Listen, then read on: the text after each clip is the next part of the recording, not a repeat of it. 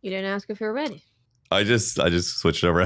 Hello. Hello and welcome to DCP Live, or Destiny Community Podcast Live. I didn't say I was ready, Tafty. She just threw my rhythm completely off now, guys. I'm just this is good. This intro is completely botched. Yep. We're getting. He's like, I had a thought process. Now it's gone. I did. It just went completely out of my mind right there.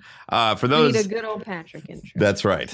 This is a premium Patrick intro happening right now. Episode number 140. Where the essence of Patrick comes forward.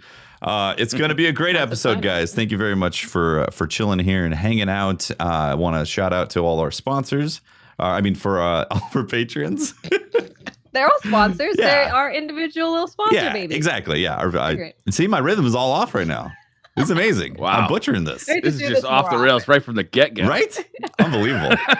Well, this week we got Briar Rabbit, we got Watts, and we have FrostBolt on the podcast. Yay. Hello. Welcome, Frost. Thank you for having me. For those that don't know, Fran is at E3 doing... Actually, he's cheating on the podcast. That's what Fran is doing. He is totally cheating on us. He's cheating on the He's podcast. just dodging me. Yeah, he's dodging Frost and he's cheating on the podcast. So what the hell, He's reverted Fran? back to his old awful habits. He has. It's like Jamie Lannister all over again. He is. He's pulling a Jamie Lannister. What character does he play? Do you know? Who's the villain of Destiny, of the Hanna-Barbera cartoons with the mustache? I have no idea. I have no idea what's happening. Did I miss something? I'm very nice confused. rhythm. Everything's gone right now. Oh man. So anyways, Fran's not here this week because he's busy with E3 stuff and being on Fire Team Chat. Traitor. Unbelievable. Yeah, and Holt is still working on Hot Topic and Pope is off gallivanting. Pope is on like a soul-searching discovery adventure. Exactly. Yeah. In the jungle. or Actually, it's something. been a super long time since I've heard from Pope. I'm starting to worry. Usually he's calling us by now and being like, so guys, I've got this dastardly scheme that I need you on board with. Exactly. I've got this great idea. Yeah. Let's do it. Okay. You got it, Pope. Pope is usually scheming, coming up with stuff on the spot. So we haven't had a lot of that. But anyways, let's get this show kicked off. Frost, how are you doing, man? Doing great. Excited to be here. Welcome. How's Season of Opulence for you? It's going well. Discord's been a little bit laggy, but Season of Opulence has been pretty fun. I've been doing a lot of the PvE, kind of dodging PvP a little bit, but the stuff we got right now, like Menagerie, has been pretty addicting to play. Yeah, it has. I've been very much so hitting the loot bong of the Menagerie over and over and over. Farming that chest is pretty addicting. Yeah, and they didn't patch it either, which is apparently... it blew my mind that it didn't get patched. Yeah, I was in a call with some friends the other night, and we were just all worried about like them patching it. We were like, "Oh, we gotta farm it right now before it's patched tomorrow or something like that." And then, we wake up, it's like, "Okay, it's still here. Thank goodness." That's what I was doing last night. I was like, "Okay, I have to get a few more runs in because this is probably it." The glory days, it makes me think of like D1 loot cave, like excitement, where like you got to go to the loot cave to try to get some stuff. Even though the loot cave wasn't nearly as rewarding, this is like insanely rewarding. Yeah, it really is. Yeah. Especially once you start unlocking like certain bonuses where if you pick up the chest, it'll give you like another extra weapon, which is crazy. Yeah. And then the Imperials drop randomly sometimes too, which is also nice. Yeah. Because at this point, I kind of have the chalice like all the way upgraded now. Do you get it? Oh, do you? Do you have it fully maxed out now? Well, except for the last part where you need 8,000 Imperials. Like that's way too much. I'll get a that eventually. Guys, I actually just unlocked that last night. Did you? That's Sounds like because you're someone a has been dirty AFK cheater, macroing. Tafty. Dirty cheater. What are you AFK macro? What? These I've never thought he was that dirty. unbelievable. These accusations. Really? The warlock main who pretends he's not? Definitely not. He's dirty. Slander. Frost. You're right. He is dirty. Frost, do you see what I have to deal with here? This is unbelievable, man. Poor Tefty. Frost, Don't worry, how do we can you share it. feel about warlocks? Yeah. Warlocks? Well, nowadays I play every character because I kind of just need that extra content and that experience, So when I think about warlocks is, you guys need to stop using abilities all the damn time. So many abilities, which one-shot grenades. You hate Go them. on. You hate them. Go on, Frost. Go on. But I mean, like, just Titans are better. I'm sorry. Titans are good. They're good. Tafty's like, Better. Just good. Better. Just good. No, they're better. Tefty's defending a warlock right now. Defending a warlock's honor. I am against the defending Titans. hunters. a day one triple hunter on the Xbox. All right. This is where I come You can from. catch the wall Tefty hacks. in the A Crucible day one AFK abandoned macro, hunter like, on his Warlock. Xbox. All right, real talk. My day one hunter is gone, which is sad, but it was for a good cause. Frost, did you start out Titan? Like, what was your first character? Yeah, so Destiny 1 first character was the Titan because I wanted a new FPS game, right? And originally I wanted to get into Titanfall, but that was an Xbox exclusive. So I ended up seeing Destiny trailer, which was like sci-fi space and stuff like that. And I'm pretty into that, so I got into it thinking it was just going to be a PvE game. And then I found out it was PvP, and I learned about Bungie because I didn't know about them at all. Never got to play Halo. So I wanted kind of like the Spartan experience. So I went with the Titan, because it's like, the most close to that, right? Yeah, absolutely. It definitely, that makes sense. That's how everybody felt, was like the Titan was being Master Chief in Destiny, which makes sense. Yeah. What did you play before Destiny? I just played nothing but Call of Duty, literally. Nothing but COD. Mm-hmm. Nice. I kind of did the same thing, to be honest. Well, there's like two communities that like came to Destiny, right? It was the Halo people who were like, this is Bungie's big thing. I'm definitely going to check it out. And there were people who had kind of got, I guess, tired of Call of Duty and wanted to try something different. And that's where I came from. And yeah. You came from COD too? Yes. Which was the last one that you played? The last one that I played was Advanced Warfare, but the last one I actually liked was not Advanced Warfare. Right. Yeah. I kind of try them. I've tried them every year just because I'm like, I really loved COD. I loved Black Ops. I loved, all of that stuff. But every year it's just kind of just hoping it goes back to being good, right? Exactly. I liked the last one, WW2. I thought that was actually really fun. I didn't play it. It was good. I enjoyed it quite a bit. Yeah. Didn't get into it. What was the last one that you really loved, FrostBolt?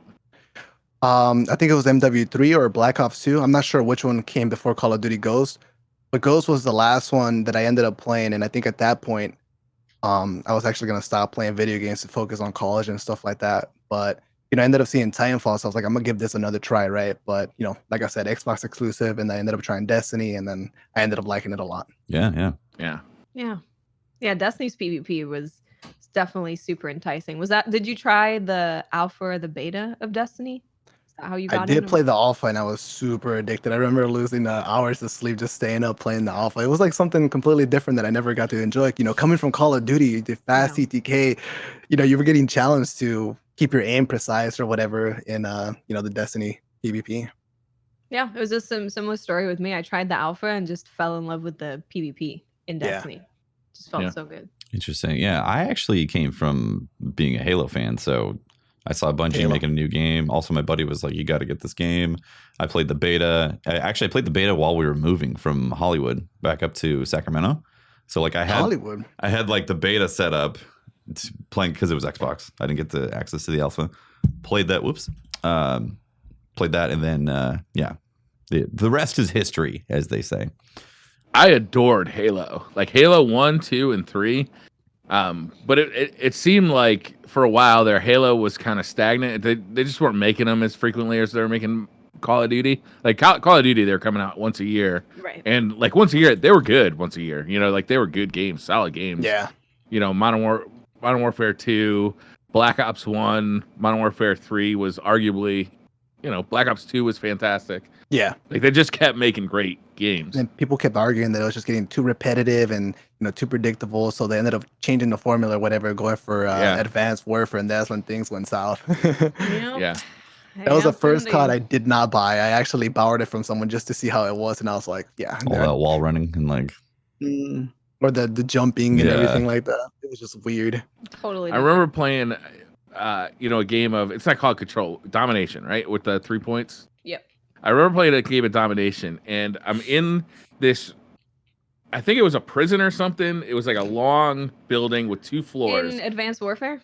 Advanced Warfare. Exactly, and I'm trying to hold on to the B point, but there's literally like 18 different directions that the enemy team could come in from. So it was like impossible to like predict enemy movements at all. And like when you're outside, they'd be coming from like above buildings and from like any direction. And like it became purely a Twitch-based shooter at that point. Yeah. as opposed to in the old days, you could be pretty wily playing Call of Duty. You could, sound whore people with good headphones. You could really predict where they're coming from. You could get used to the spawn locations and the lanes at which, players would run through. Mhm. But Advanced Warfare just went crazy Twitch. Yeah. Too much. They've had some strange paths with Call of Duty. I gotta say the one thing COD definitely had down was like the objective modes. That's something I really, really miss. Yeah. I have like that intense search and destroy, and then like the actual control, objective where like you need to play for the flags and stuff like that. Yeah, Well, that's Search doesn't and really Destroy have was that much super anymore, fun. or at If all. you could bring like a type of mode that's like that to Destiny, what kind of mode do you think would work well for Destiny that's objective based? I think probably the first one that comes to mind would probably be Hardpoint. They had something similar to that already in Destiny. If you guys remember Salvage. Yes. Yep. Yeah. Yes. And Yeah, it was similar. at first the game mode wasn't working like well at all, and then they did a couple changes, and people kind of just ignored it, and forgot about it. But I kind of remember a little bit. It was working all right. I think it would work if they would just bring it back. They completely just forgot about it. It's the same with Rift, right? I love Rift. Oh yeah, So Rift why was didn't they fun, have but Rift in the game? let's be honest, a lot of us just played it to farm for kills and spawn I mean, trap. anytime you see someone doing a weapon review on YouTube, they're always in Rift. And just Were they going really? every single time? I know I was, because I was like, Rift just seems like it's easier to kill people. I miss Right, Rift. you got all these players focusing on the objective, so it's like Yeah, exactly. they're not even looking at you. That was so fun. Like when people actually played it, like they should, and there was like a team that got the spark, and it was like an envoy moving forward, and it was fun to either it was fun to be a part of that or to attack, because it was like you knew that was happening, and so you had to set up plays. I miss that. I don't understand why Bungie likes to move away from cool things and then just be like, well, that happened. Well, there was Jimmy on Twitter said it's too hard to play solo, so Damn it, Jimmy. Get rid of it. Why are you saying this, Jimmy?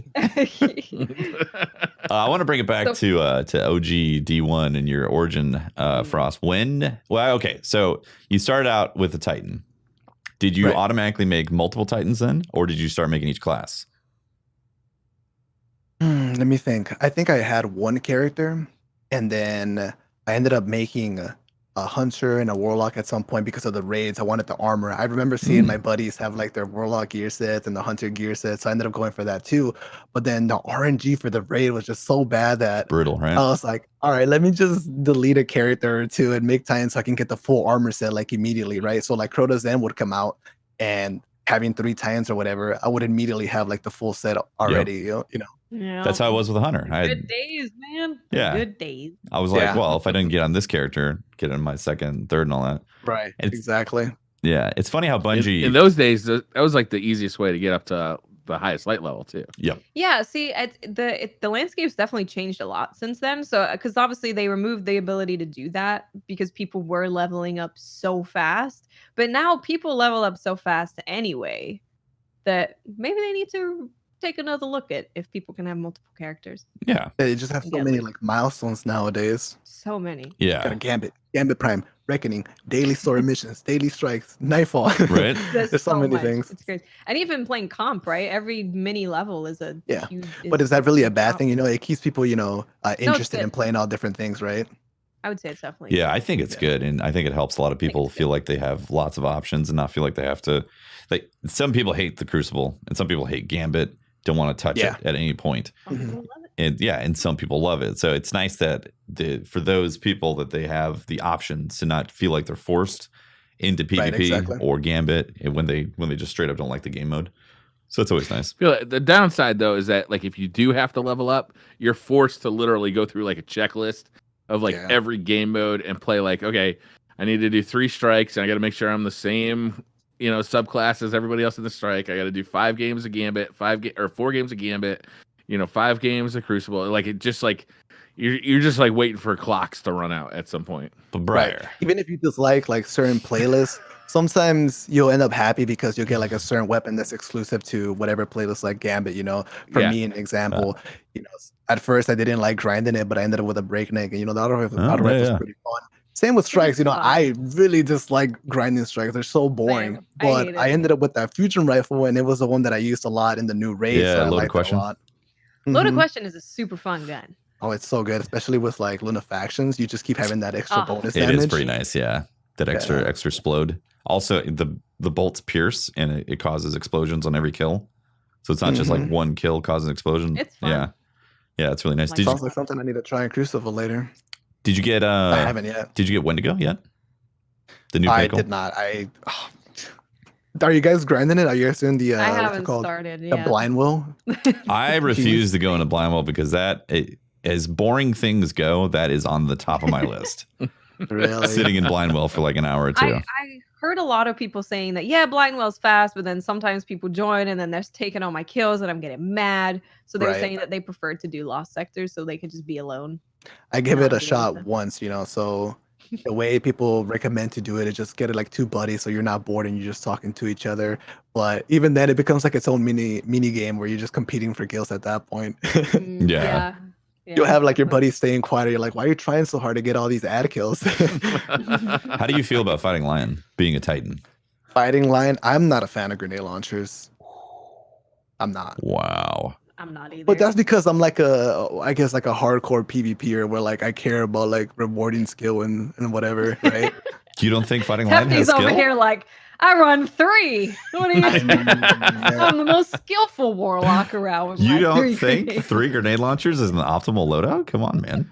I did try Mountaintop though with Recluse. Like I was playing Crucible for like a week straight, and I swear I kept running into these hunters, and not just hunters, but everybody was just running Recluse Mountaintop. They would just shoot you with a grenade launcher. You're one shot, right? If you don't die, they switch to Recluse and just melt everybody. Now it's like, okay, at first I'm just like, okay, right? And then as time progresses, I was just like, okay. And then I was like, what is this loadout that keeps killing me? I tried it out for myself and I was like, okay, so this is why people are using it. This is fun, huh? You guys were hiding this from me.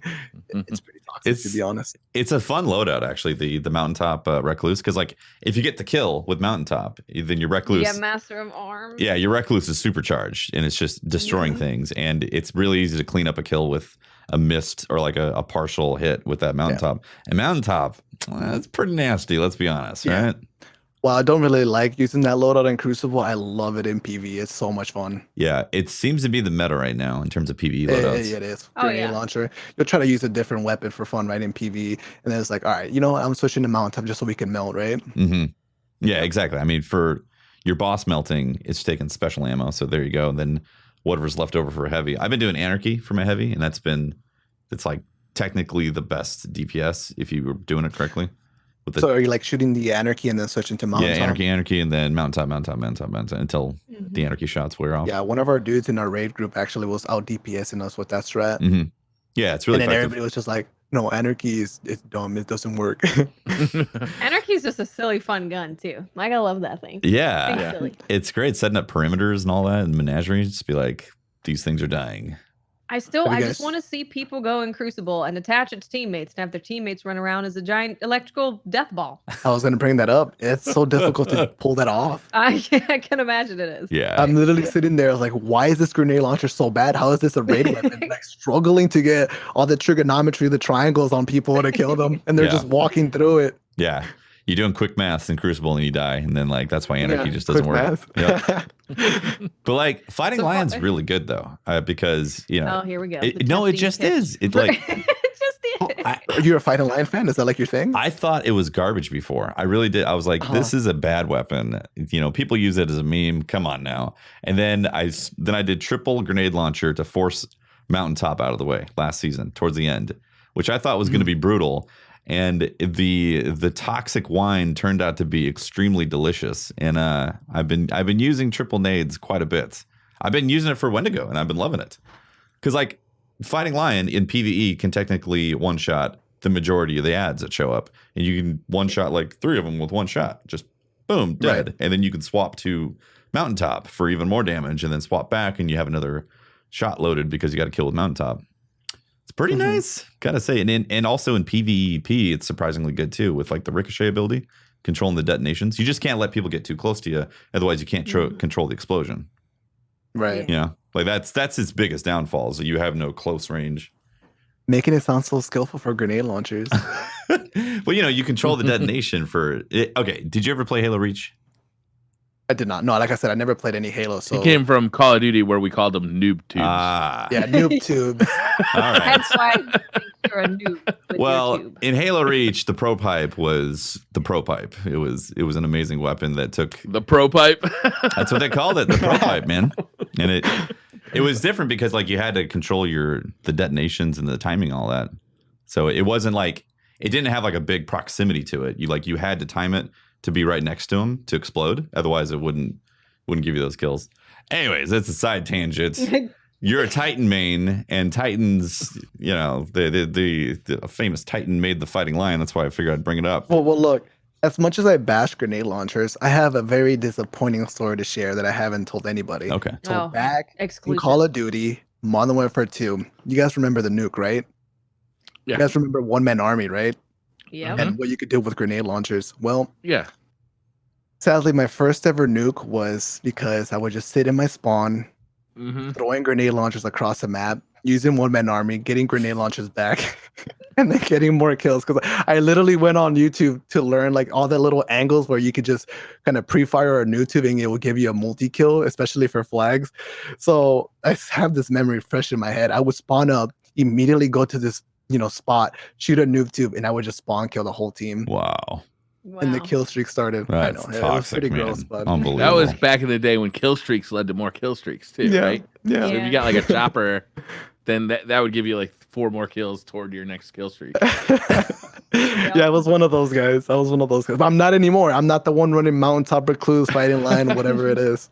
What's your exotic That choice? dishonor goes to Tefty. What? Right now? Come on now. Now, if you're running in the Crucible with your Titan, what armor piece are you currently equipping that's exotic? Exotic wise, You are being judged here, so be warned. there's not that many options for me to run like fun wise for the Titan because I feel like the only option is kind of like the only thing you need to run, which is one-eyed mask. Oh my god! But even then, like 80% of the time, I don't use it. Okay. 80%. Well, what do you use in replace of one-eye mask? Either I won't use any exotic armor, I'll use like Crucible Falupi, which is boring, but it gives you health. Or, All right. Recently I got Peregrine Grease, so you can one-shot supers, but I'm having a tough time, killing Dawn Blades because they fly so fast. Yeah. They got plot armor. I'm literally like trying to chase them, and they're like all the way across the map already. I'm like, bro, come they fly on, let me by. one-shot you. Yeah. Yep. So you're saying fighting line takes no skill, but you're using one-eye mask. Okay, got it. Cool. Then we got this figured. All right. So, Frost, how did you get started with streaming and stuff with Destiny? What was the thing that made you pick up streaming? That's a good question. So originally, like I said, I was studying school, taking care of the whole college thing. And I had this very good friend called Red Bull Nasty, huge shout out to him because if it wasn't for him, I would have never gotten into this and, learned the things that I needed to learn. So Destiny, when I had him as a friend, I didn't know about Twitch at all. And he would just always kind of ditch me at a certain time. And I asked him, because he would always say, like, I got to go live or something. And I didn't know what he meant. But one day I asked him because I got curious. Like, what do you mean going live? Like, what are you doing? He was like, I got to start up my Twitch stream, right? And I was like, okay. So, my memory is not too fresh, but I remember, like, I would always check out his stream to see what he was talking about. He had, like, all these people talking. And, I was pretty into the competitive stuff because I did, like, game battles back in Call of Duty. So Nice. I wanted to stream the tournaments. I think maybe he recommended me to do it or something like that. So I did. And I don't even remember talking to my chat or like knowing if I even had any viewers while I was doing those tournaments. But at some point I became more aware, I started getting more, in tune and aware of like whole Twitch and stuff and the, how it works and the directories and stuff. So The ecosystem. that's really how it was. But really when I started doing, streaming more was obviously because of all the sweats we had in tournaments, because nowadays we don't really have that. But back in Destiny 1, there were tournaments all the time. There were so many like PvP players invested in playing against each other and getting better. There was money and stuff like that, which it was crazy back then, like, good days. But, that's kind of like died down now at this point, because back then everybody was in the hopes that, Destiny was going to go pro, it's going to be esports. You're going to be a pro player, get signed to this org and that org. So prime, didn't it? It really did. It just seemed like it really did, man. going into Destiny 2, I think everybody was positive that there was going to be a comp scene in Destiny 2. Like The crazy everybody was thing, though, positive. we had about like 6v6 matches, which is like crazy. I don't know why we ever did that, but it was a lot of fun. 6v6, you know, all these supers chaos.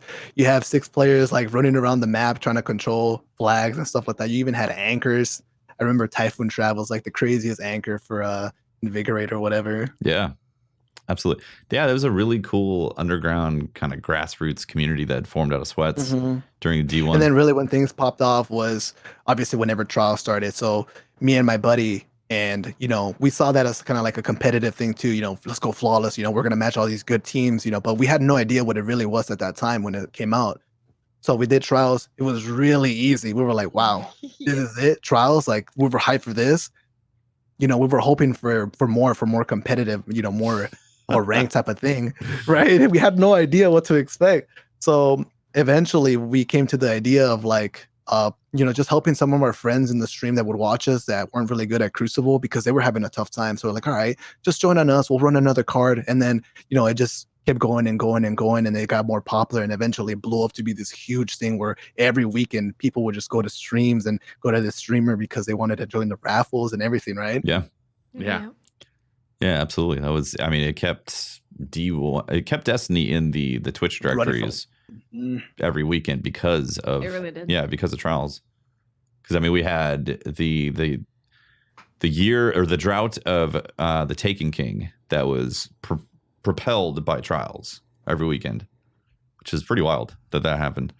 I don't think you said it. When was your first stream? I don't remember. Don't remember? I don't remember when it was. Do you remember what era it was? Like what expansion? It was definitely before Trials came out. That's all I remember. Okay, so Dark Below. I don't know what. Yeah, sometime around there. Yeah. Nice. Because there was like 6v6 tourneys, and that was the times where people were streaming like on MLG and stuff like that for Destiny. That's right. Because I remember MLG was a thing. On MLG. Mm-hmm. Yeah, I remember Lumi was streaming on MLG before he came over to Twitch. Yeah. Yeah, I think he was like one of the people that would get the whole 6v6 started, and I would just end up joining up and playing. Yeah, that's great. Yeah. Did you ever? So I know you were looking for trials to be like a more competitive kind of ranked thing. Right. Do you feel like you get more of that in comp in Destiny 2? Not at all. I don't hold back. You know, being a PvP player, I think, you know, a lot of people look at me for my opinion when it comes to Crucible. So I tend to try to be, you know, as transparent, as straightforward, you know, with my opinions as a PvP player when it comes to certain things around it. And I'll just mention competitive playlist is not competitive. You know, it's kind of a joke to me. I don't play it for competitive. I'll play it for the weapons. You know, there's just a lot of things that they don't really like change to make it an actual comp playlist. You know what I mean? Like they don't have like special rules. The game modes are kind of flawed. Like Countdown, people hate Countdown. So many people don't want it in the playlist. And then not to mention, you know, certain maps are just nowhere, should never be in that rotation because they're so disadvantageous if you get a certain spawn. You know what I mean? Mm-hmm. Absolutely. Is there anything that you'd like them to add to make a comp playlist besides like, you know, taking out Countdown and taking out some maps or switching up spawns? Is there anything that you think they could add that would make people who are competitive be excited to play that? Well, the first thing that comes to my mind would probably be like some restrictions and a rule set, you know, because that'd be like the first thing that would make me think is like, wow, they're making this a little bit more serious. You know, when you think restrictions, you're thinking like they're going to get rid of certain exotics that are a little bit too overpowered. One-eye mask. Restrict things. Yeah. And Fighting Lion. You know, maybe get rid of the whole running multiple of the same characters because, you know, there's always like a meta in PvP, right? There was times where Titans were the most overpowered and you would literally just run into Titans only. Like in Trials back in year 1 Destiny 2, we had quad Titans running double pulse grenades. You guys remember that? Yes. So, you know, that was like one meta. Imagine that in comp.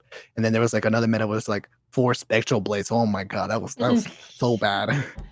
Yeah. So if they, you know, that wouldn't be such an issue if they had, you know, a little rule implemented where you can't run 4 of the same subclass, right?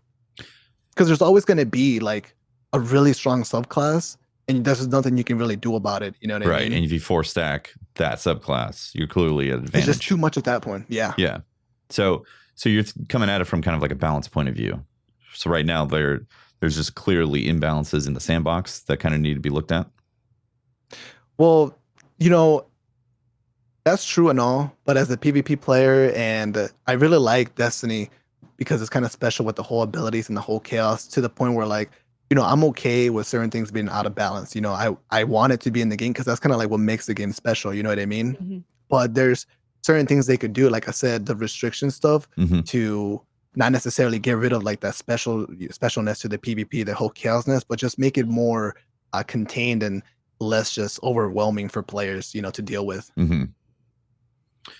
Anything else that they could change in comp aside from restrictions? Like I said, it's really like the first thing that really comes to my mind, and other things would be little things that most of the people already know.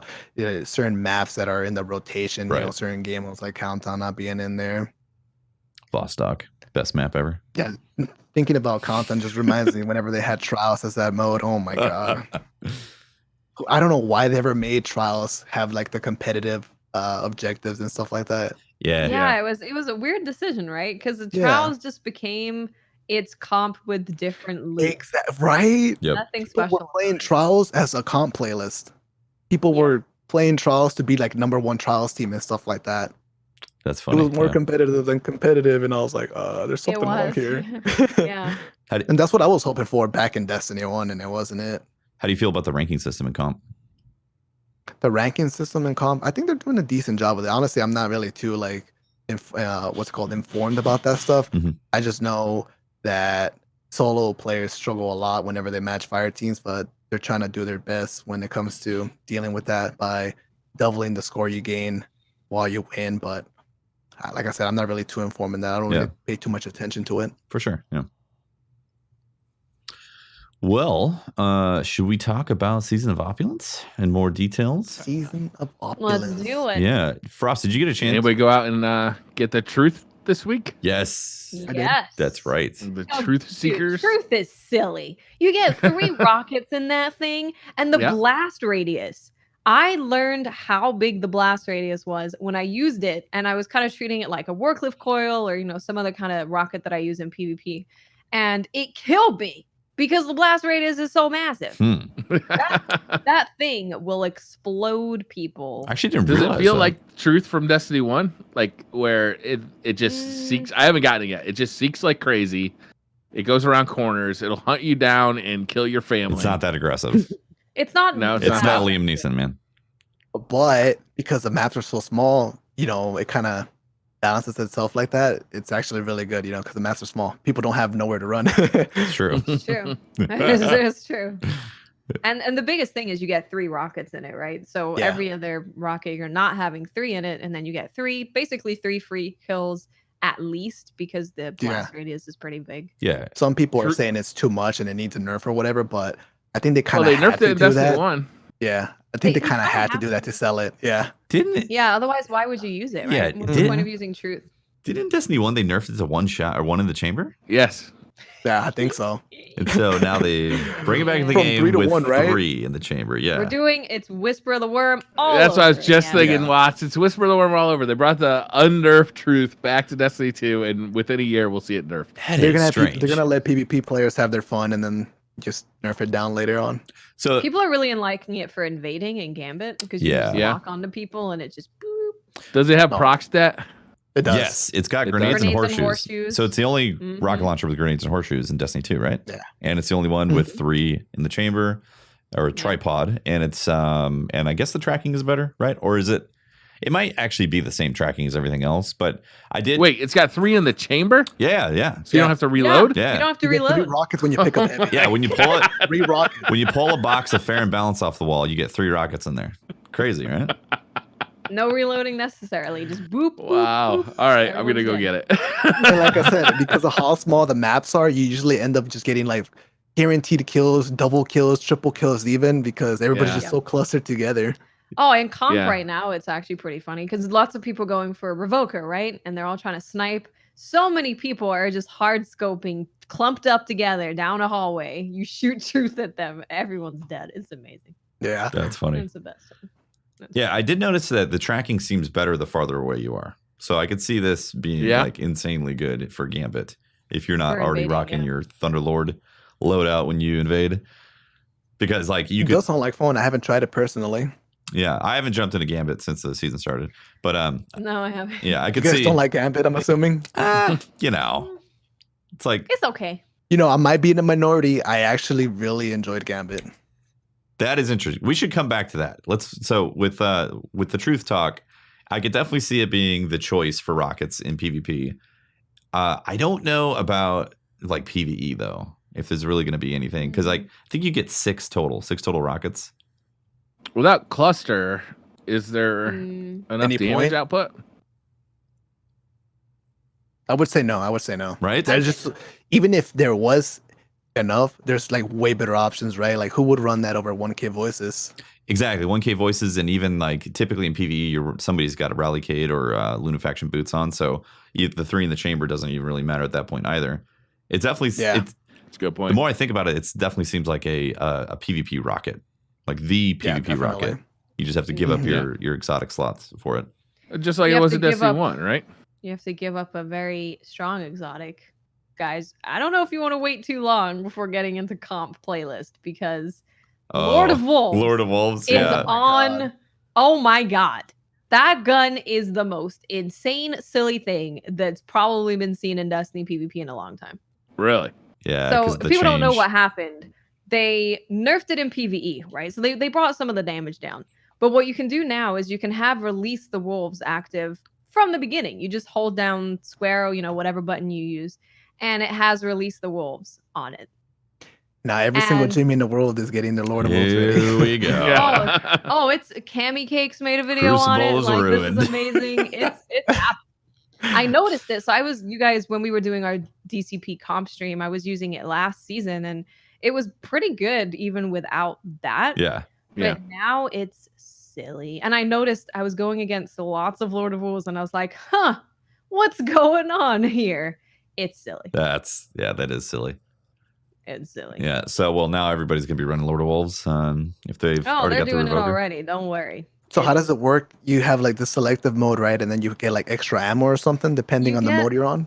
So the mode changes it to basically it spurts out more bullets. Right. So it's just the sheer amount of bullets that you're shooting at one time. It's like 10? Yeah. 10 bullets total? When you do the reload? 10 ammo per shot. And it melts supers as well. So you have a super coming at you. You can shoot that at it. They'll probably die. Well, here's the dirty little secret. If you really want to run this, run double shotgun scavenger, and you pick up 30 bullets every time you pick up a brick. Oh my god. That's 3 insta kills. I'm sorry, and then chat. You get more ammo. I'm sorry. It's all going down, guys. It's all going down. Well, I know what I'm dying to every single time. I fought one dude with one-eyed mask, Lord of Wolves, and I was just wanted to die. That's toxic. I did die. I died a lot.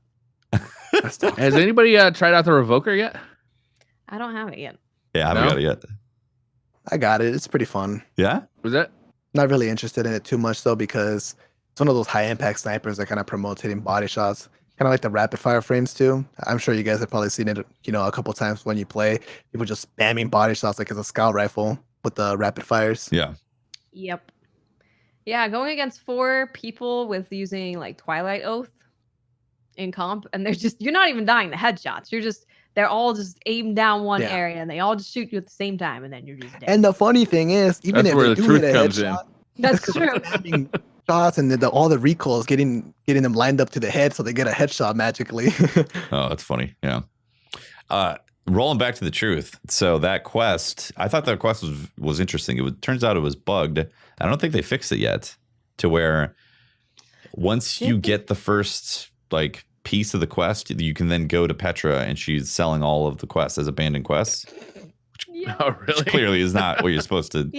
How you're supposed to get that stuff. The quest that you're supposed to, the way the quest's supposed to go is you're supposed to go to certain places around the world map universe, and you're supposed to find these chests to find this map, and then you continue on. But you skip that whole part of looking for this chest and going for this chest while being ascendant and all of that stuff by just going to Petra, picking them up, and then completing it. Yeah. Really fast that way, let me tell you. Yeah, very fast. Get it done in easily a couple hours, if not less. Apparently, someone said they fixed it. Apparently. Oh, is it fixed? Did they? Maybe. Yeah. Okay. Oh, so man. that hotfix did fix it. My bad. So yeah, you have to do it legit now, where you have to go find that stuff being ascendant, which is really cool. I like them taking that aspect of the quest where you have to be ascendant in different zones to find chests to get like a treasure map type of thing. That is really just go and do certain things, like do nightfalls in the world. So yeah, I actually like the quest, and at the very end you had to do the Prison Elder Strike, hit some switches or collect some things, and then pop another tincture and go behind the boss zone to get the chest. Yeah, the hidden chest. I thought that was cool. Yeah, it was cool. Yeah, I enjoyed it. Yeah, I'd love to see that ascendant. You know, like you drink the tincture and you go to the ascendant, or you can see the ascendant realm. I'd love to see them lean into that a little bit more, so it becomes almost like the detective view in the Batman games, and you can actually see stuff in the world that isn't necessarily there all the time. You know, like that'd be cool. Do like Zelda, man. Taking graffiti or something like that. You know, just like so that when you're in that, when you have that buff, there's more to see besides just like that black, thing that you need to that would be jump really through. Cool, actually, just to see more about the world. Maybe you find some more lore that way, just from things that are in the world. Yeah, that'd be cool. I'd like that. It will make you more immersed into the world for sure. Yeah. Yeah, it's pretty cool. Maybe we'll see it with the Lumina quest. I don't know. Yeah. It hasn't all been data mined. I didn't look at it. Yeah, Lumina quest. I haven't looked at it either. I don't really like the spoilers. I know, right? I don't like it either. But nowadays it's really difficult to avoid them, right? Because you'll see it on Twitter, especially for us, we're content creators, right? I hate when people put them in thumbnails, man. That's the thing that drives me Yeah. crazy. Because it's like they do use bright colors, right? It's like they're purposely designed to catch your eye, and then they're like clickbait. Huge spoiler. Like, fuck. It's like you learn how to get the weapon already through the thumbnail. Right, yeah. Nope. Yeah. Oh, that drives me crazy. I hate when people put spoilers in the thumbnail. Yeah, exactly. Yeah, if you're gonna talk about it, at least have it to where people have to click the video to see the spoiler, or like click the tweet to see more of it. But when it's just there in your face, it's you can't. Yeah, I don't like seeing it in titles, and I don't like seeing it in the thumbnail. Yeah. Yeah. At least make me click the video to see it. Yep. Yep. I agree. So speaking of pinnacle weapons and new stuff, so yeah, truth, interesting, good for PvP, not so much for PvE. Has anybody gotten Hush yet? Speaking of Gambit, I did. Okay. You did?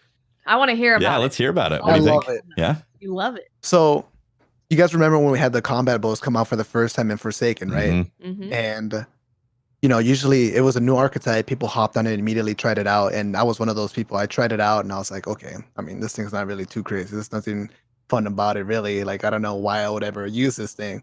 So time went on, and I ended up getting a God Roll Subtle Calamity, which is a precision frame, and all you have to do is hit 2 arrows to the body, and you get a kill.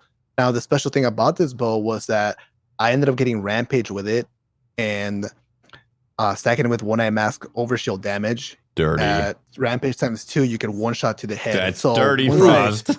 Once I learned that, and I started really mastering that combination, I got so hooked, just going around one-shotting everybody to the head with this Subtle Calamity bow. And then ever since then, I became a fan of the bow archetype, and I realized, okay, bows are cool, but what you really need is for them to have certain perks on them, certain rolls, so they're actually viable, because otherwise they're just kind of, poopy. Yeah. So the Hush bow, that one's it's crazy. You get a hipfire headshot, and you just immediately start spraying. I think it exceeds the maximum draw speed of any bow I've ever used. So it's a lot of fun. You don't have to get a kill, right? You just a precision hit from the hipfire? Just a precision hit. So you go for the headshot, you body shot, you get several seconds. So you could get maybe 2 other kills in the meantime. Wow. Does the perk refresh, or does it the perk? It does. It refreshes, yeah. Oh, that's good. So, then you can keep the spree going. Yeah, so so every a lot of time- people would argue yeah. it's too difficult to use because you have to hit fire, right? Hipfiring isn't Right. too difficult though with a bow, right? Yeah. But on a controller, Not on we definitely PC, have- but on a controller. Fair it's more point. difficult. Fair point. yeah, yeah. They would have a really Put the difficult time with that hipfire thumbstick. mod on it. You'll be all right. Yeah. Maybe. Get I full don't know. armor with enhanced bow targeting, whatever. Yeah. Oh, Yeah, I which completely you can ditched now the get controller, enhanced so I don't perks know. from Iron Banner gear too. All right. Oh, yeah. That's gonna be nice. Yeah. We need to talk about So that. when you were getting actually, how was the quest also for Hush? It was a grind. So it started off pretty easy. You just got to get final blows and then headshots, which is not too difficult. Gambit? Just time consuming. Okay, yeah. So just time consuming, nothing too difficult. But then here comes the frustrating part, right? Because every Pinnacle quest usually has that one part that you're like, wow, this is taking so long, or this is just too difficult, frustrating. And that part being you have to get certain medals. Now, in Gambit, there's like a couple variations of medals. You have the gold ones where, you know, it could be an army of one. You invade, get all 4 kills, and it gives you a gold medal. And then there's like a, you know, a silver one where you bang first or whatever, and it gives you a silver medal. And then there's like the really like lame ones that are bronze. So you got to get like 100% ratio on the medals part. And to do that, you have to get all these medals, right? Now, it's just such a grind. Like, I can't really explain it to well. You have to get all these medals. You have to invade, get the gold ones, as many gold as you can. Same. Yeah, get as many gold medals as you can, as many silvers to get the most progress, basically. But wait, you know, that can you just do all bronze though to get it done eventually? You could, but you'll probably end up with like 1%, 2% at the end of the game. Okay, so you get a percent. Just doing bronze per game. All right, yeah. And sometimes you won't even get a percentage by just doing silvers. Oh, interesting. That's why it's kind of frustrating and really grindy. Yeah. So yeah, I was on stream literally just, I was keeping in mind all the gold medals I had to do. So one being invade, get all 4 kills. Other one being get like what 40 something kills without dying. You know, PvE ads. You know, because that so it's not like it's not a knockout list of medals. It's you just get as many medals as you can. Get as many as you can. So. Especially nowadays, there are probably people competing to try and get that bow. So, like some of them are only for one person, or your teammates won't even wait for you to get that medal. Like high value target, you get a medal for that if you kill it, but your teammate will probably just nuke it and get the medal himself. Or the first to bank, you know, your teammate will get 5 motes and immediately go to the bank, and now you miss out on that medal. So you know what I mean? It's kind of competing against your teammates, making it more difficult for you or for them to get it. I don't like when they have quests that interfere with good team play in Gambit. I think it's one of the reasons why I don't like Gambit is like there's so many times where it was clear that somebody on my team was just trying to complete a quest. Right. Yeah.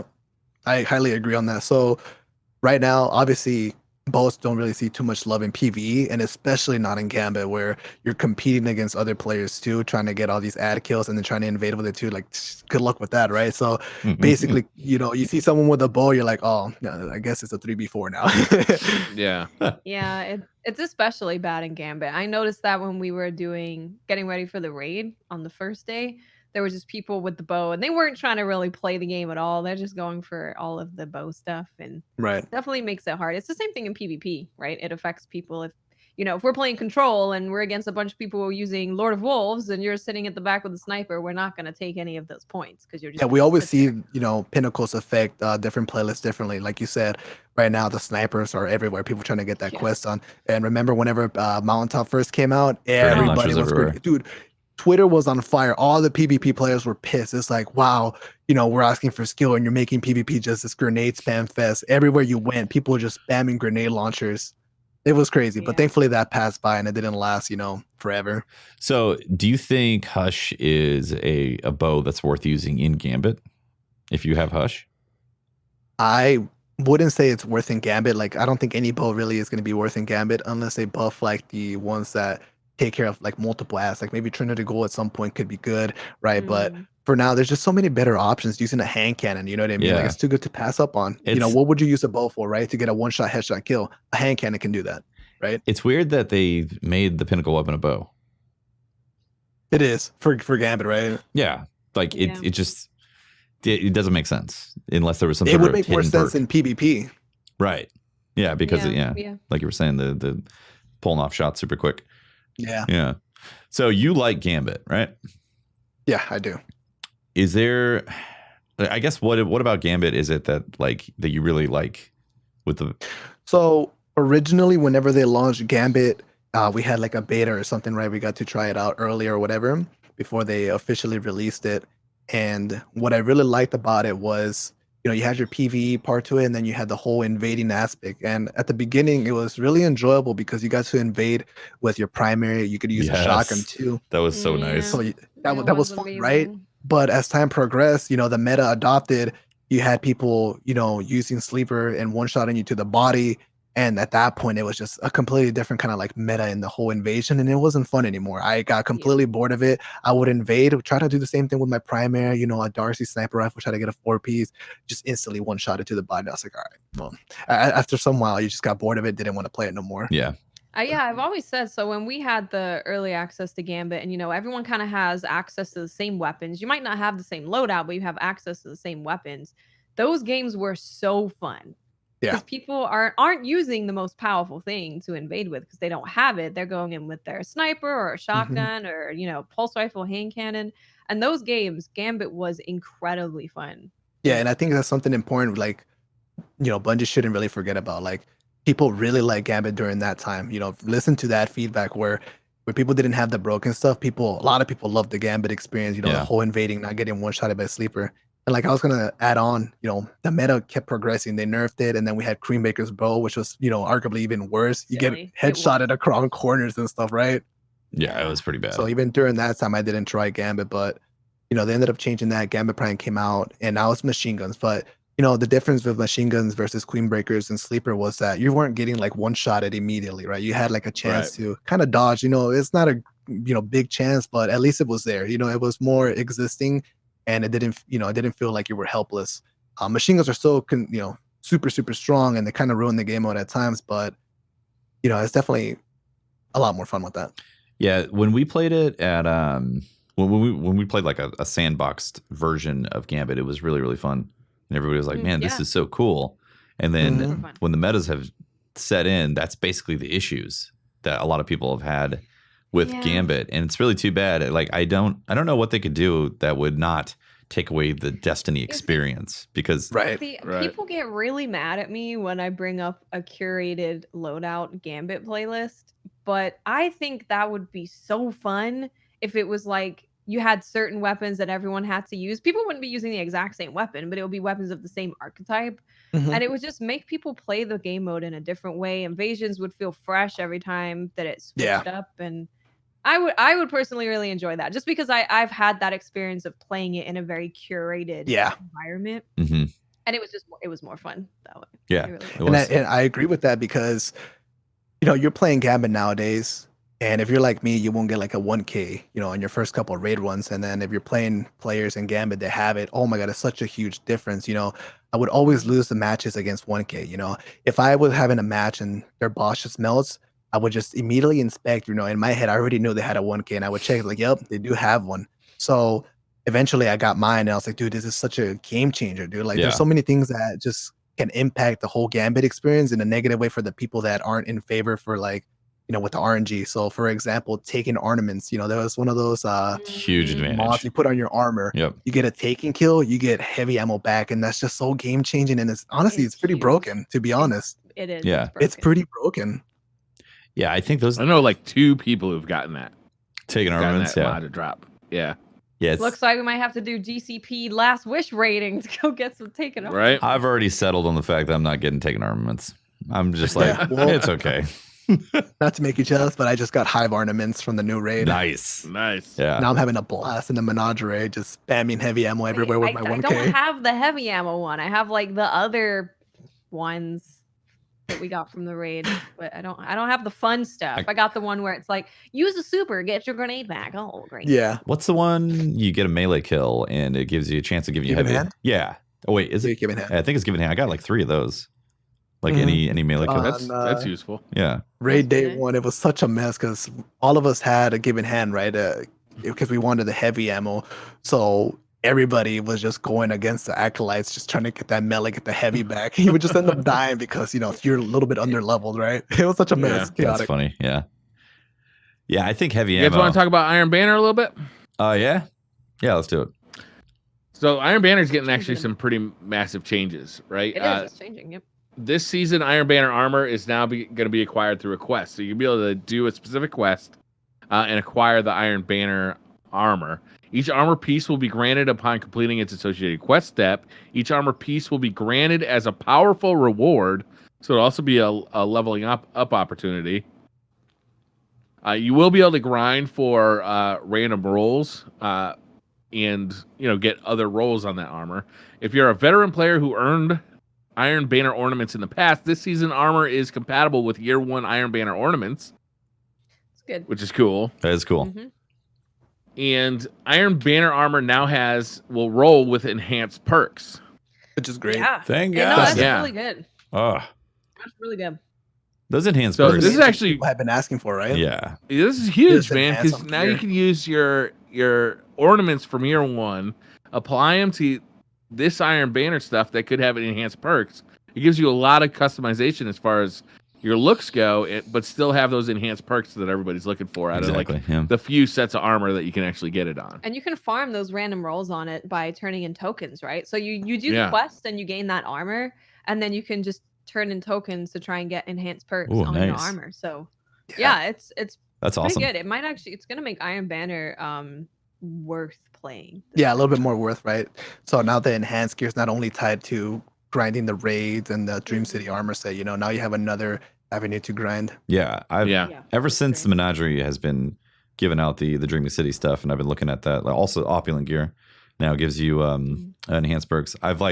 I suddenly want all the enhanced perks so I can mix and match and like test things out. Because before it was like, when am I ever going to get enhanced ashes to assets? It's the only armor I keep anymore, Tafty. If it doesn't have an enhanced perk, it's automatically deleted. Yeah, exactly. Yeah. So I'm doing that grind, and now Iron Banner is going to have that. I'm going to be able to go in, play a bunch of games, and then see which ones are going to give me those enhanced pieces of gear and hold on to them and keep them in my collection now. Some of them make big differences too. They make huge differences, man. I recently started rocking enhanced hand cannon targeting, and obviously we know hand cannon loader. Enhanced hand cannon loader is just fantastic, right? Dope. Mm-hmm. But I had no idea how much hand cannon targeting felt like the hitbox opened up. Felt like Tafty, it's silly. It's silly. I know silly. exactly what you're talking about. It feels like a D1 hand cannon. So silly. So when we did, I think it was one of our first raids that we did with Last Wish, I got a helmet to drop with enhanced hand cannon targeting. And I can shoot someone's leg, and I can shoot somewhat near their leg. And it's like, yeah, you hit them. I'm like, oh, thanks. Great. Nice. Yeah. They're like, your hitbox is this enormous. It's so yeah, I'm so glad they're doing that, because they need to do that. All of the armor that's coming out now, from now on forward, it needs to be enhanced to roll on it. It really does, because every time I get a tangled, they're not going to use it. I get tangled armor, and I'm like, what? Why? Yeah. This is. I think the whole enhance for the gear was a really nice treat for the PvP players, because for a long time now, people are complaining that they don't have enhanced version of gear when playing PvP. They have to get away from that PvP area and go to Dream City or the raids to try to get because those perks are more important in PvP than in PvE. You know what I mean? Sure. You really care about that enhanced hand cannon loader on your last word as a PvP player. You care about your hand cannon dexterity, shotgun dexterity a lot, or whatever, targeting, like you said, as a PvP player. Those perks are kind of game changing at times when you're playing, comp. People take it that serious sometimes, and they care about their perks. Mm-hmm. So what would you say is the ones to go for if you're a PvP player? What would you be on the lookout for? So definitely you want hand cannon targeting. It's nice to get that. I don't do it for the targeting adjuster, because there's a couple perks it comes with, right? It says increase ADS and then better target acquisition or whatever. Mainly doing it for the increased ADS speed. So you kind of have a little snappier hand cannon. So with your last word, you're just aiming down sights quicker. Mm-hmm. And then obviously hand cannon loader, who's not going to want that? But obviously if you're using a pulse rifle, auto rifle, you're going to want to get the perk, pertaining to that weapon. And then, chest piece, I don't know whatever happened to the whole unflinching, enhanced unflinching bow. I don't know if they work or they don't. I just feel like they don't. You know what I mean? I don't feel a difference if I have the unflinching on or not. Yeah, chest pieces, I'm kind of like, what chest piece do I even get? Because none of it seems to do anything. Yeah, chest piece seems to be an exotic, essentially, at this point. Yeah. And then obviously a really important one, if you're a shotgunner, you want shotgun dexterity. It is so game changing. Enhanced shotgun dexterity on the boots, right? Yeah, helps you switch weapons faster. So in Destiny PvP, being able to switch to your shotgun in case someone is sliding around the corner with a shot, and being able to react quick enough and swap into it is super helpful. Mm-hmm. So you get targeting on a helmet, and you get reload on gloves, and you get dexterity on boots. For anybody wondering on that. Yeah, so if you're a sniper player, and I know that when I'm out hunting for whatever people hunt for with shotguns, it's the boots that really make me pull that shotgun out fast. Yeah, exactly. It totally lines up with real life. Of course. Gotta get those Wolverine boots so I can pull out my shotgun faster. And you want maybe you have the shotgun strapped to your pants, so you Yeah, you want shotgun reserve and you want shotgun scavenger on the gloves, right? Yeah, you probably go with shotgun scavenger. Yeah, exactly. So Menagerie, you can actually farm that stuff right now, which is awesome. Mm-hmm. You can. Yeah, Have that you is guys been dope. getting lucky with the god rolls at all? I haven't got any lucky. No, I've No. probably pulled maybe 30 beloveds, and Oh my god, 30? yeah, it's been a lot. That's 30. like 5 runs for Tefty. 5? No, it's not. You know, I've been averaging like 6 pulls. You know, but yeah. Anyways, so Like 6 runs. yeah. I have not gotten a god roll beloved yet. I'm looking, for me personally, I'm looking for snapshot, quick draw, accurized rounds. I want range masterwork, and I want like a range barrel, because You don't have anything close to that? no, I've gotten quick draw and then like some other crap, and then I've gotten snapshot and like demolitionist or something like that. And I've gotten a couple Jeez, with I feel that accurized. pain. Oh, did you get it right away? No, I'm saying I feel that pain you because feel the right pain, now yeah. currently I'm grinding for the shotgun, and I swear I cannot get the roll that I want. And I've done like over 40. You know what I mean? So I've been grinding. I want the shotgun god roll, but it just won't drop because I'm a huge fan of the Mindbender's Ambition. I'm sure you guys have seen it. You know, everybody kind of has it already. High impact shotgun. So having one in the kinetic slot, you know, opens up, you know, variation for loadouts. You can run different primaries and stuff, right? So trying to grind for that just won't drop the god roll. Yeah, it's tough because like I said, I've probably pulled close to 30 of those snipers, and then I'm out of runes. I can't pull anymore. And then I've probably done maybe 20 Ostringers as well, or whatever it's called. The hand cannon. Ostringers. Yeah, and I'm looking for Outlaw Rampage on that for PvE, and Outlaw Rampage. I haven't seen a single one of those yet. Wow. But yeah, but I've pulled a lot of enhanced gear out of doing. Oh, nice. So for those that don't know, you can spec your chalice or upgrade it to where you get the rune back, or you'll get a rune back from how you spec it. So you've only spec 1 rune in the chalice, you'll automatically get that rune back every single time. And there's a chance that you could get gear that has enhanced on it. So you can just keep on specking for gloves. And like, if you do the cheese, the quote unquote cheese or exploit, you'll get like 5 to 6 gloves. And then some of those might have enhanced gear. I actually didn't even think about that. I'm gonna do that whenever I get back to it. I've been doing that a lot. Not gonna lie. And then so it automatically just gives you back the rune that you put in, like the first slot. Yeah, if you have it upgraded to where you get the refunded rune, it will. So if it's just 1 rune, it always gives you that rune back. So you can guarantee that you get gloves. So you're just not guaranteeing that you're getting Dreaming City or opulent gear, but there's a chance. Right. And then if you have the upgrade that gives you a double drop, which I think is level 3 on that, then about 35 to 40% of the time you'll get 2 of those to drop, which is pretty nice.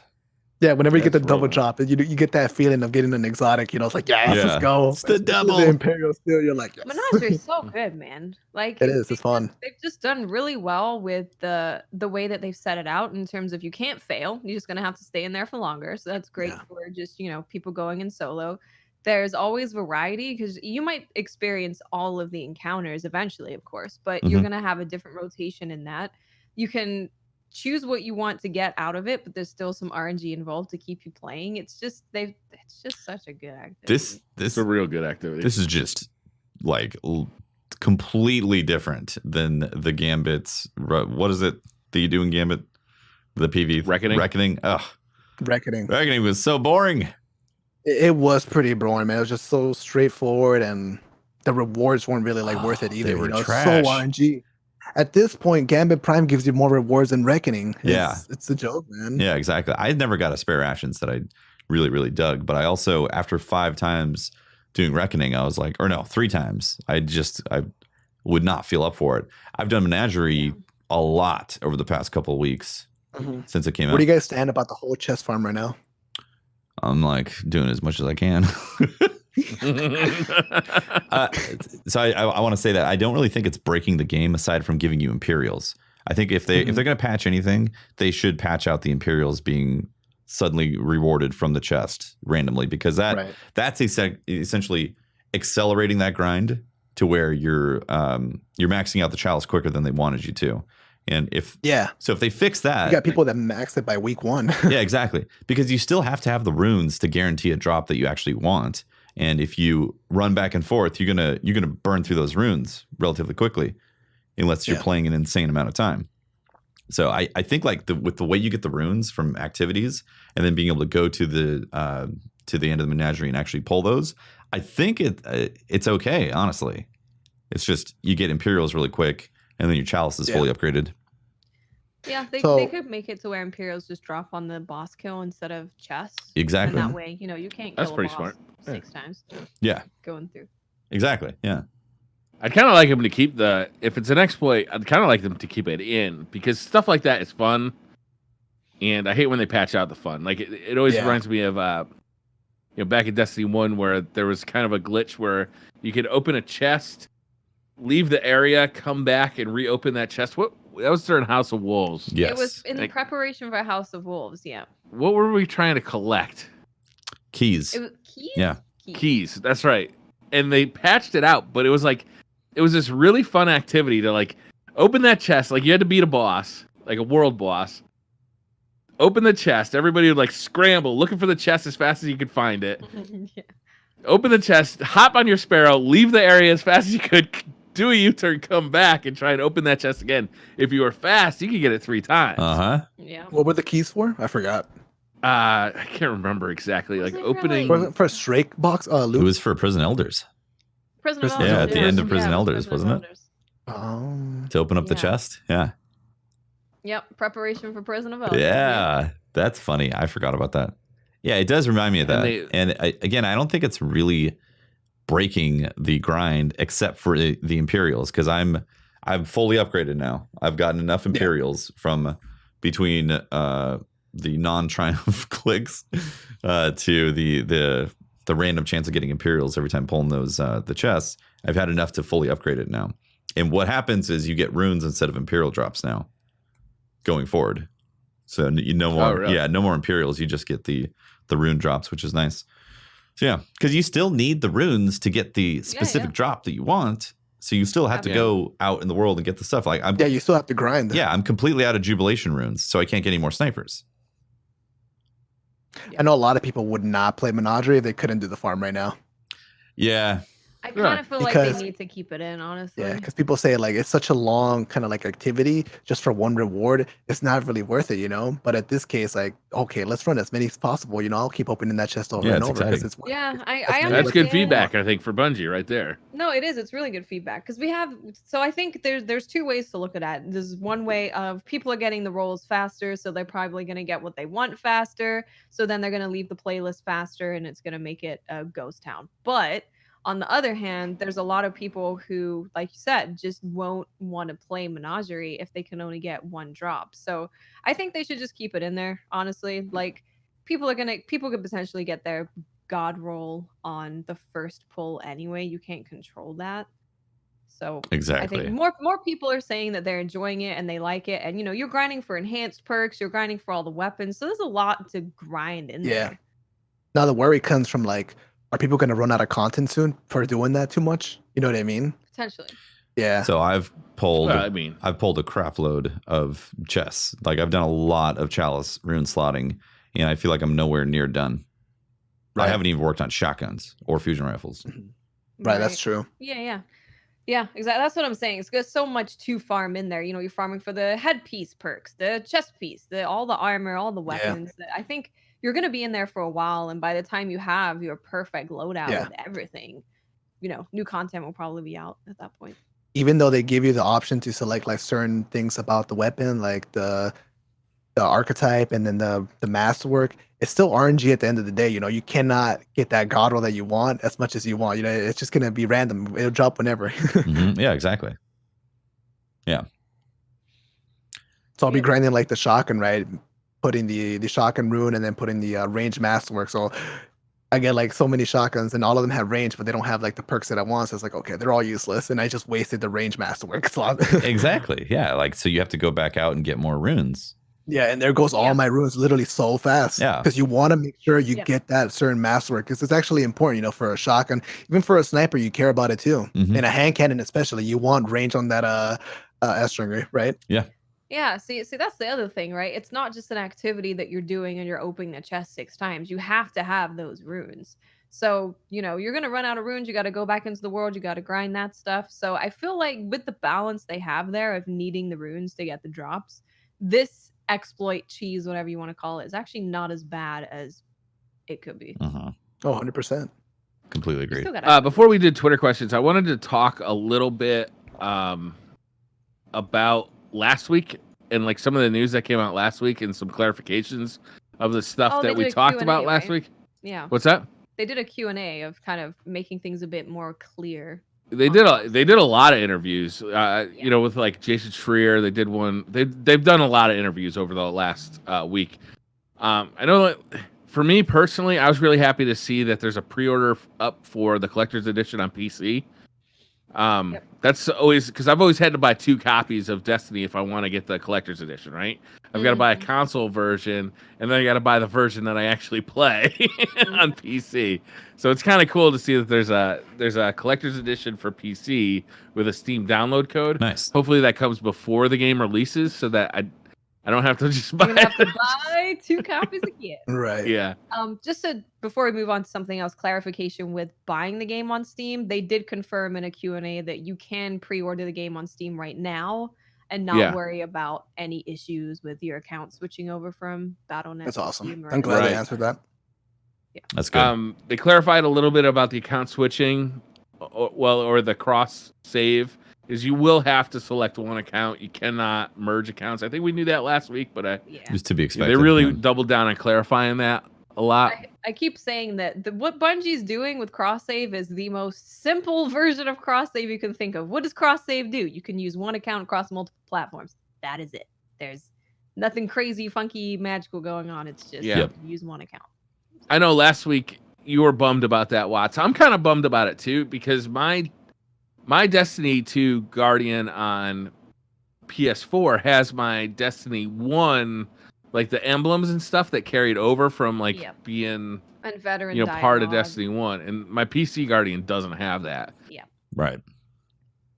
I mean, it's not a big deal, but still. Yeah, it's something I had to come to terms with because I'm just like, eventually I had to get to the point where it's like, what is actually important to me, right? What am I going to use a lot? What am I going to really care about? The voice lines I do care about, but I'll get over that really quickly. An emblem, I'm probably not going to equip the emblem, even though I hate that I don't have it. Certain armor, it's like, I maybe I have an ornament that I don't have on PC, and it's like, but am I going to use that armor or that ornament? Probably not. So it just really came down to figuring out what was important to me. Yeah. And picking the thing that has the stuff that's really important. Right. I was actually somewhat tempted to select my PS4 Guardian because of that stuff. Yeah. But then I was thinking, like, how many raids would I have to do to get all of the raid exclusive weapons again? I'd be like, man. Get another 1,000 voices, get another anarchy. The pinnacle weapons you grind. Get another mountaintop. And the imagine grinding another mountaintop. Oh no, the RNG stuff is even worse because it's like, you might never get that again. It just might not drop for you. Yeah. So if you have a perfect roll on something, or you have like 1,000 voices or anarchy or any of those weapons, that weighs heavily for me because I'm like, I could do 100 raids and not get that ever again. Exactly. Yeah. Exactly. Yeah. If I got a perfect beloved, then I'd be like, and I'm playing on multiple platforms. A lot of people are just thrilled about moving forward in September. That whole issue is going to be solved. Like, I'm thinking about how I'm going to be able to stream, do some grinding, and then maybe on an off day, go downstairs, pull it up on like Xbox or PS4 on the TV and just chill and do some strikes or some other stuff with the same account. It's going to be great. That's going to be awesome. It's going to be so good because at the moment, it's like when I'm thinking about what platform I play on, I'm like, okay, well, I have to grind for the raids. So I have to start on PC. I can't go on PS4 yet. And then it's like, oh, this new thing came out that you have to be 750 for. I need to do that on my PC account. I can't do that on PS4. It's going to be so nice to just load up whatever platform I feel like playing that day. If I see that a bunch of people on PS4 are in chat and want to play, I can hop on there. A bunch of people on PC, I can go hop on there.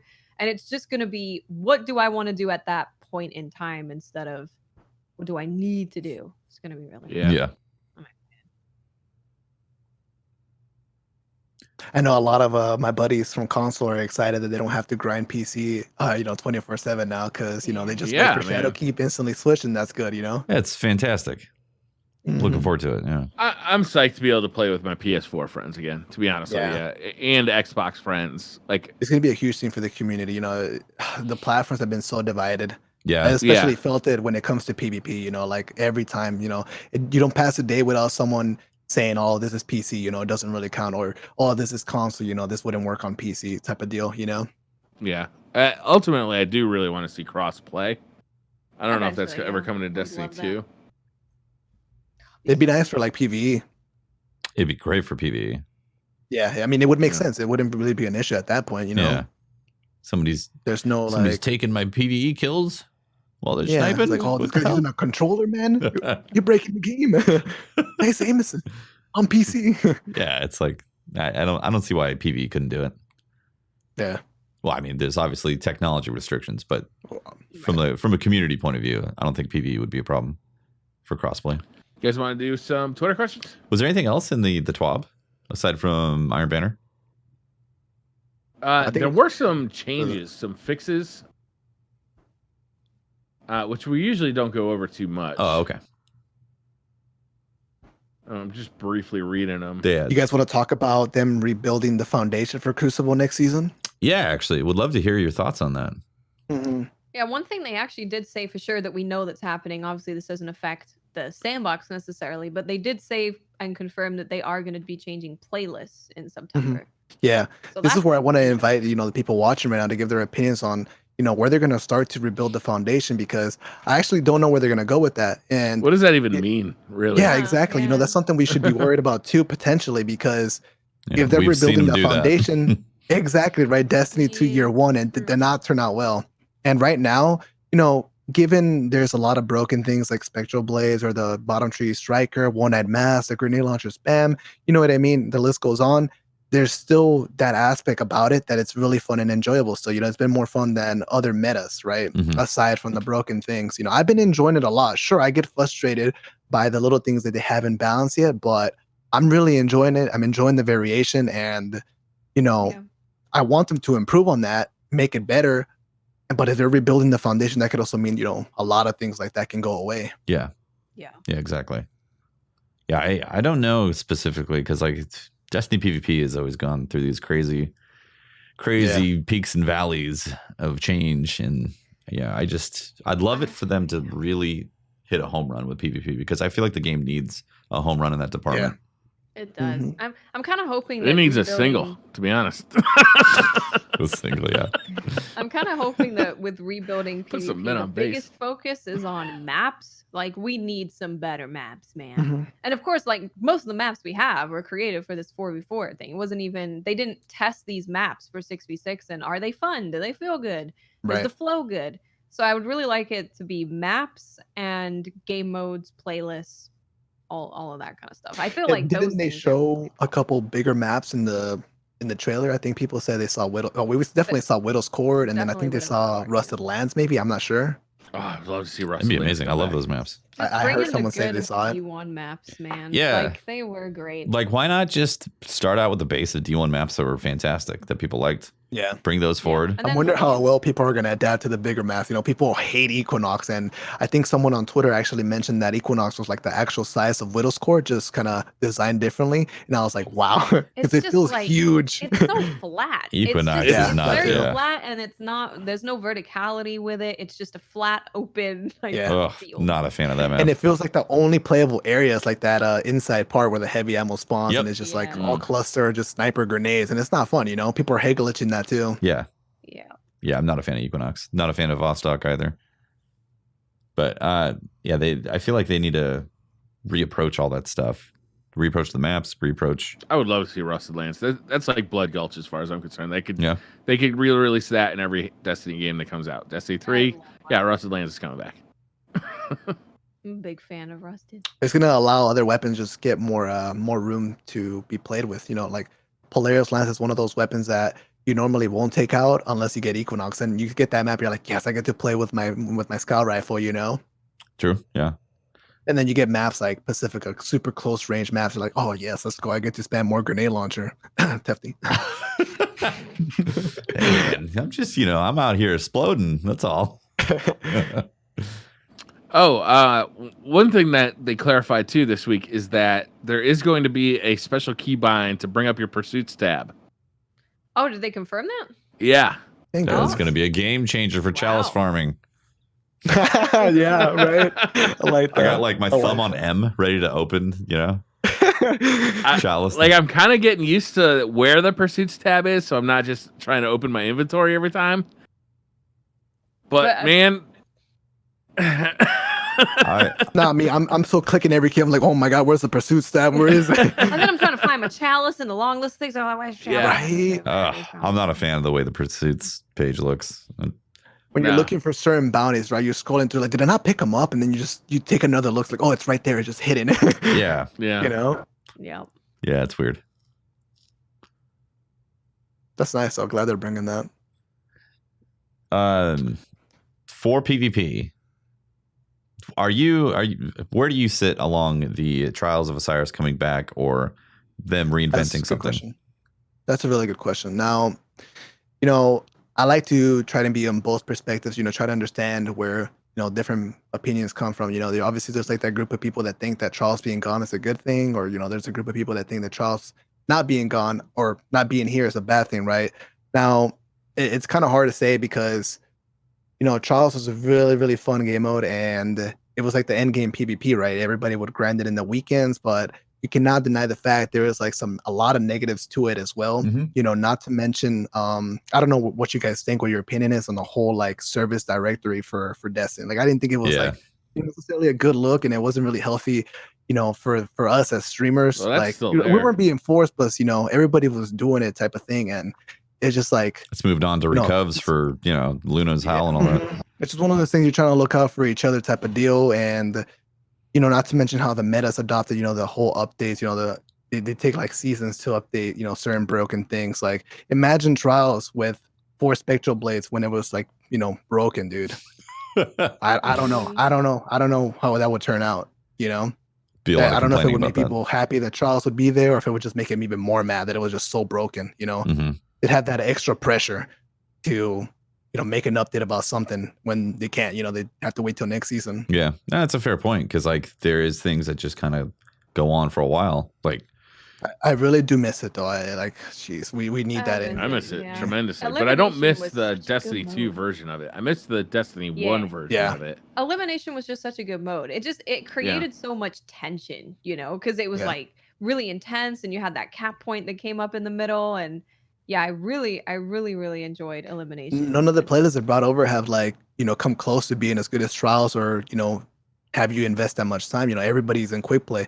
They bring back Rumble. Rumble is just kind of like a joke compared to D1 Rumble. I think they kind of ruined Rumble compared to D1. Like, I don't know what the changes were, but, you know, I used to play Rumble a lot back then, and so many people did. You know, there was a lot of popular PvP streamers that literally just lived in doing Rumble.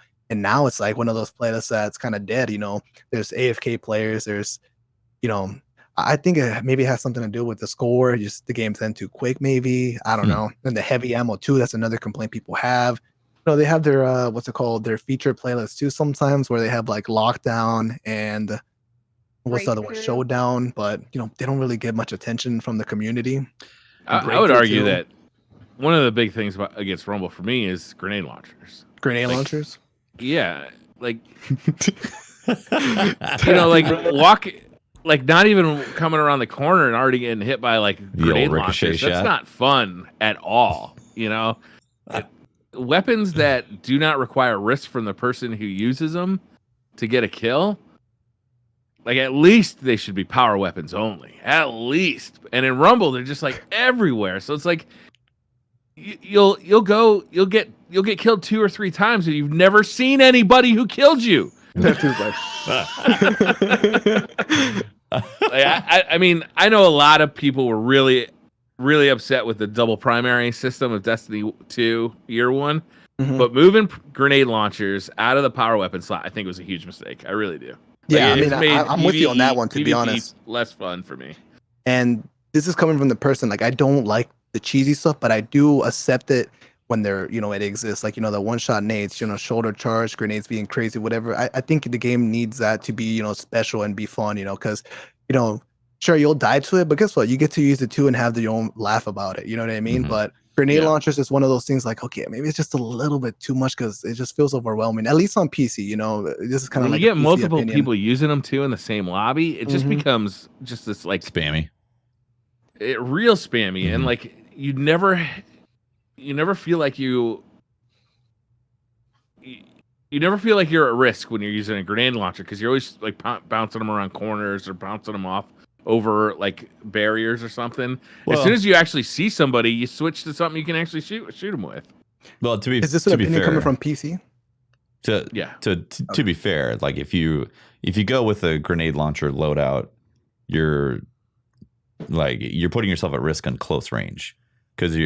Not everybody's doing 3 grenade launchers though, right? No. Most people are using like a primary. And no, but even then, launcher. Like even if you're using a hand cannon or recluse like type of situation, if somebody closes the gap easily or you miss them, then they can shotgun you. So there is, or they could just barrel stuff the grenade launcher into you. Yeah. If it's a mountain, and it feels like they can come on. away alive. But like mountaintop, you can't ricochet. You can't ricochet. I want to tell you guys a happy, positive story about grenade launchers. Okay. So Mayhem. They're getting deleted? No. Mayhem was happening. And I was like, this is my time to go for the mountaintop thing. It's Mayhem. So we got a group together. We had 2 bubble titans who would bubble the heavy for me so I could pick it up. We had 2 warlocks to, heal us with lunafactions on us. So we could just keep shooting them. And we came against a team who was doing essentially the exact same thing with tethers and wells. And those 2 games that we played against them were the funniest games because we're just all cooped up in our bubble and our well, and they're just shooting tethers at us. Everyone's just shooting grenade launches everywhere because there's lunafactions and all of that. And it was just the most chaotic, fun thing I've experienced. That's funny. Tether boys, I love you. I don't know who you are. But those games were amazing. They were so good. It's always fun when you run into a team doing the same thing that you're doing. Yeah, for sure. When you're doing something weird and silly. It's funny that you mentioned that. It reminds me, I don't know if you guys have ever run into these type of players, but there's actually a couple people that are starting to run the healing nades on a warlock. So it's crazy because I had that experience to run into one of those people. So basically what happens is they literally just follow you around, just throwing the overshield grenades from well, and they just keep you, alive. And it was crazy. The first time I ran into it. That. Wow. Yeah. I had someone running with that. Exactly. No, we ran into a team in comp, and there were 2 healing warlocks, and then there was 2 like just straight up aping titans. And they would throw the grenade on the aping titans, and the titans come in with their overshield and shotgun you. And I was like, wow. That's a strat. For like I'm playing Overwatch. Just wait till you get someone on your team with that on quick play. You're going to have so much fun. I'm telling you. Wow. Yeah. Huh. Interesting. Fun stuff. Yeah. So you guys saw they're bringing back elimination. I think I saw that in the trailer for the whole Shadowkeep thing. They were definitely testing it. I think Trials is definitely going to come back. I think it's going to be elimination. Like, I wouldn't be surprised for that to happen. It's just about when that happens. Because I think one of the most important things is making sure that the loot is really enticing. Because right now, I feel like Menagerie hits on that really good spot where people can go in by themselves. They can go in if they're not very good, and they can still get loot by doing it. They may not have the most optimal experience, but they can still get loot. And I think we need something like that with Trials, where you might not be the best team ever, but you can still maybe do some bounties and get some stuff. But going flawless gives you the adept stuff. It gives you ornaments. It gives you the super cool look at me things. Yep. They need to hit on that loot being perfect so that the population stays healthy, so that people who are super hardcore can go in there and get the weapon and the armors that they really, really want. But it also entices players who aren't the greatest. Right. I wonder how they'll approach the whole matchmaking system for Trials. Yeah. Because they kind of evolved from D1 versus D2 Trials. Mm-hmm. It did. Where D2, at the end of its life cycle, felt more like skill based, and the last one being even more sweatier than normal. Yeah. I hope they just go for fun, honestly. Yeah.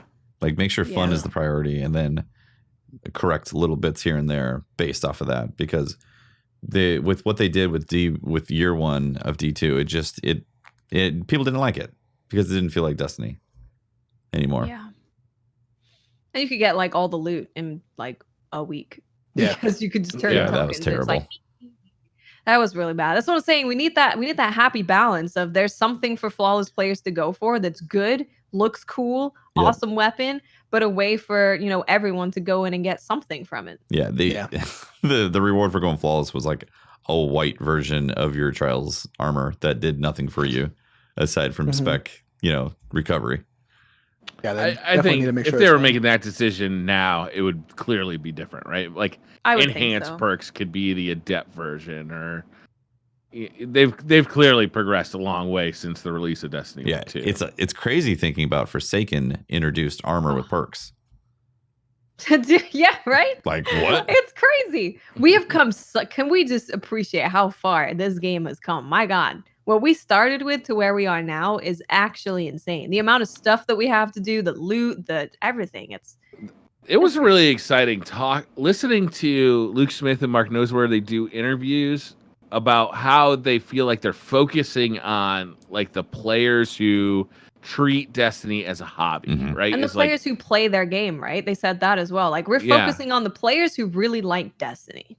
They're not focusing on people who are like the casual players who come in, play the campaign and leave. They really want to focus on the hardcore players, which is a complete 180 from where Destiny 2 started off. Complete 180. Destiny 2 was trying to bring as many people as possible, Yeah.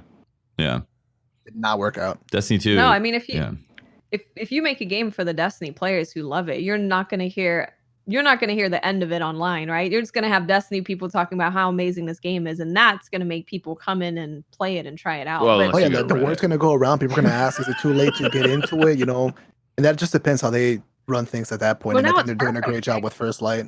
Because we're getting the free-to-play thing, and it's like you can jump in and play Crucible with me right now. Like, get on, it's free. Hop in, let's go play some Crucible together. Yeah, that thing is going to be huge. First Light, I think, is the new light, the best idea that they've had in a long time. Yep, I agree. Yeah, there's so many people that are going to jump in and try Destiny for the first time because they were like, I heard all this weird stuff. Maybe it's fun, maybe not. Saw a video, looks fun. Chuck a Nova Bomb or something. All right, let's check. It's free. I can play with my friends. I'll be current light. Yep. Yeah, they're going to just test it out. They're going to play for a day. And then if it resonates, they're going to be hooked. If it doesn't, they're going to move on. They're going to like stick with COD or something like that. Yeah. Right. Yeah. But Destiny is I think it's in a really good spot right now. And if someone came in for free and they have all this content and get to experience all of that, I think a lot of people will really enjoy Destiny. Mm-hmm. Yeah. It's very exciting. Yeah, if they don't have to spend any money to like play a decent amount, that's going to be huge. It's going to explode the population. Well, that's always been the problem, right? Okay, Forsaken is a big turnaround. How do I buy into Forsaken? Well, you can buy a $60 version of Destiny with the previous expansions. Then you got to pay $40 for Forsaken. All of a sudden, you're $100 just to try Destiny out. Yeah. Right. This is a much better system for that. Yeah. I hope it works for them. It's interesting. One of my buddies back in D1 bought the whole package right before Taken King came out, and they're like he bought that. I think it was like July, and then 2 months later he's like, "What the hell? Like I have to spend $40 to play the stuff that I was just doing?" And like since that day, it's completely burnt him. He has no interest because I don't blame him. The worst one for me is always the pre-Christmas expansion. Mm-hmm. Right? It's like you get imagine the scenario is opening Destiny up as a Christmas present, Destiny 2, whatever.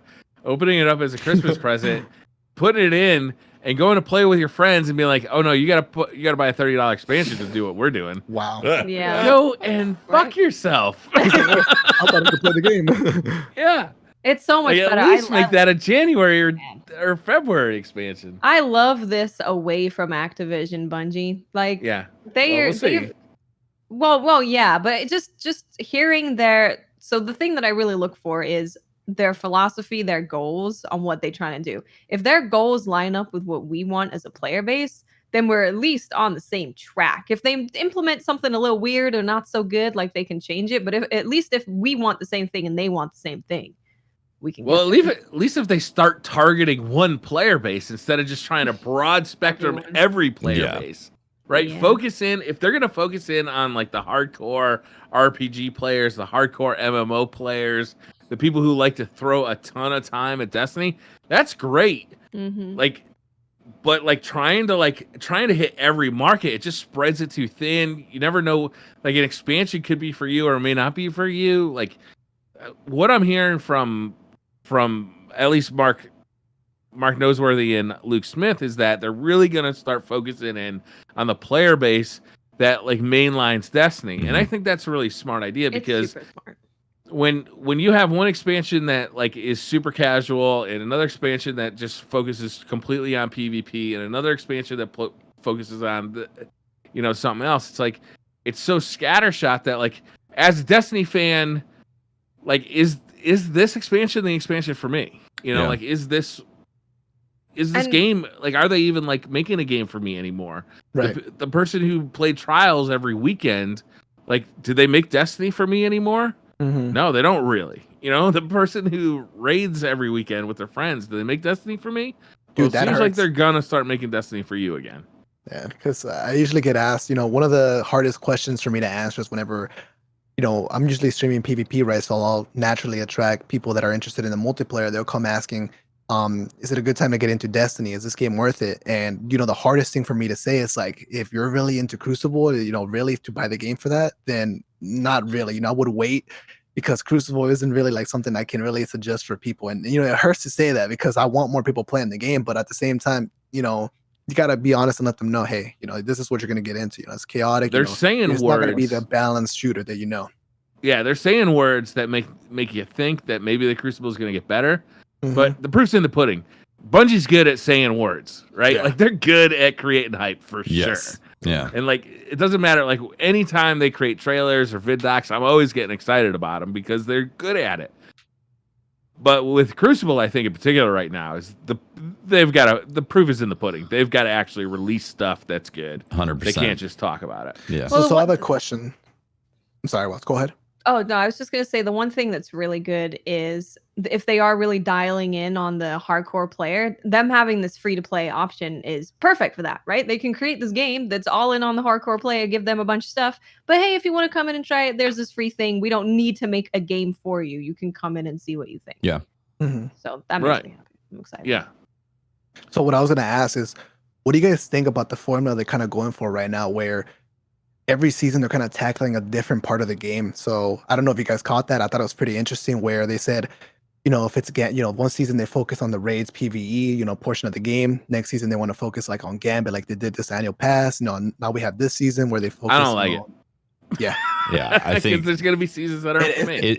I'm bringing that up because it looks like they're going to keep going that route. Well, so I hope that they correct course a little bit because Season of the Gambit for a lot of people was a big old turd.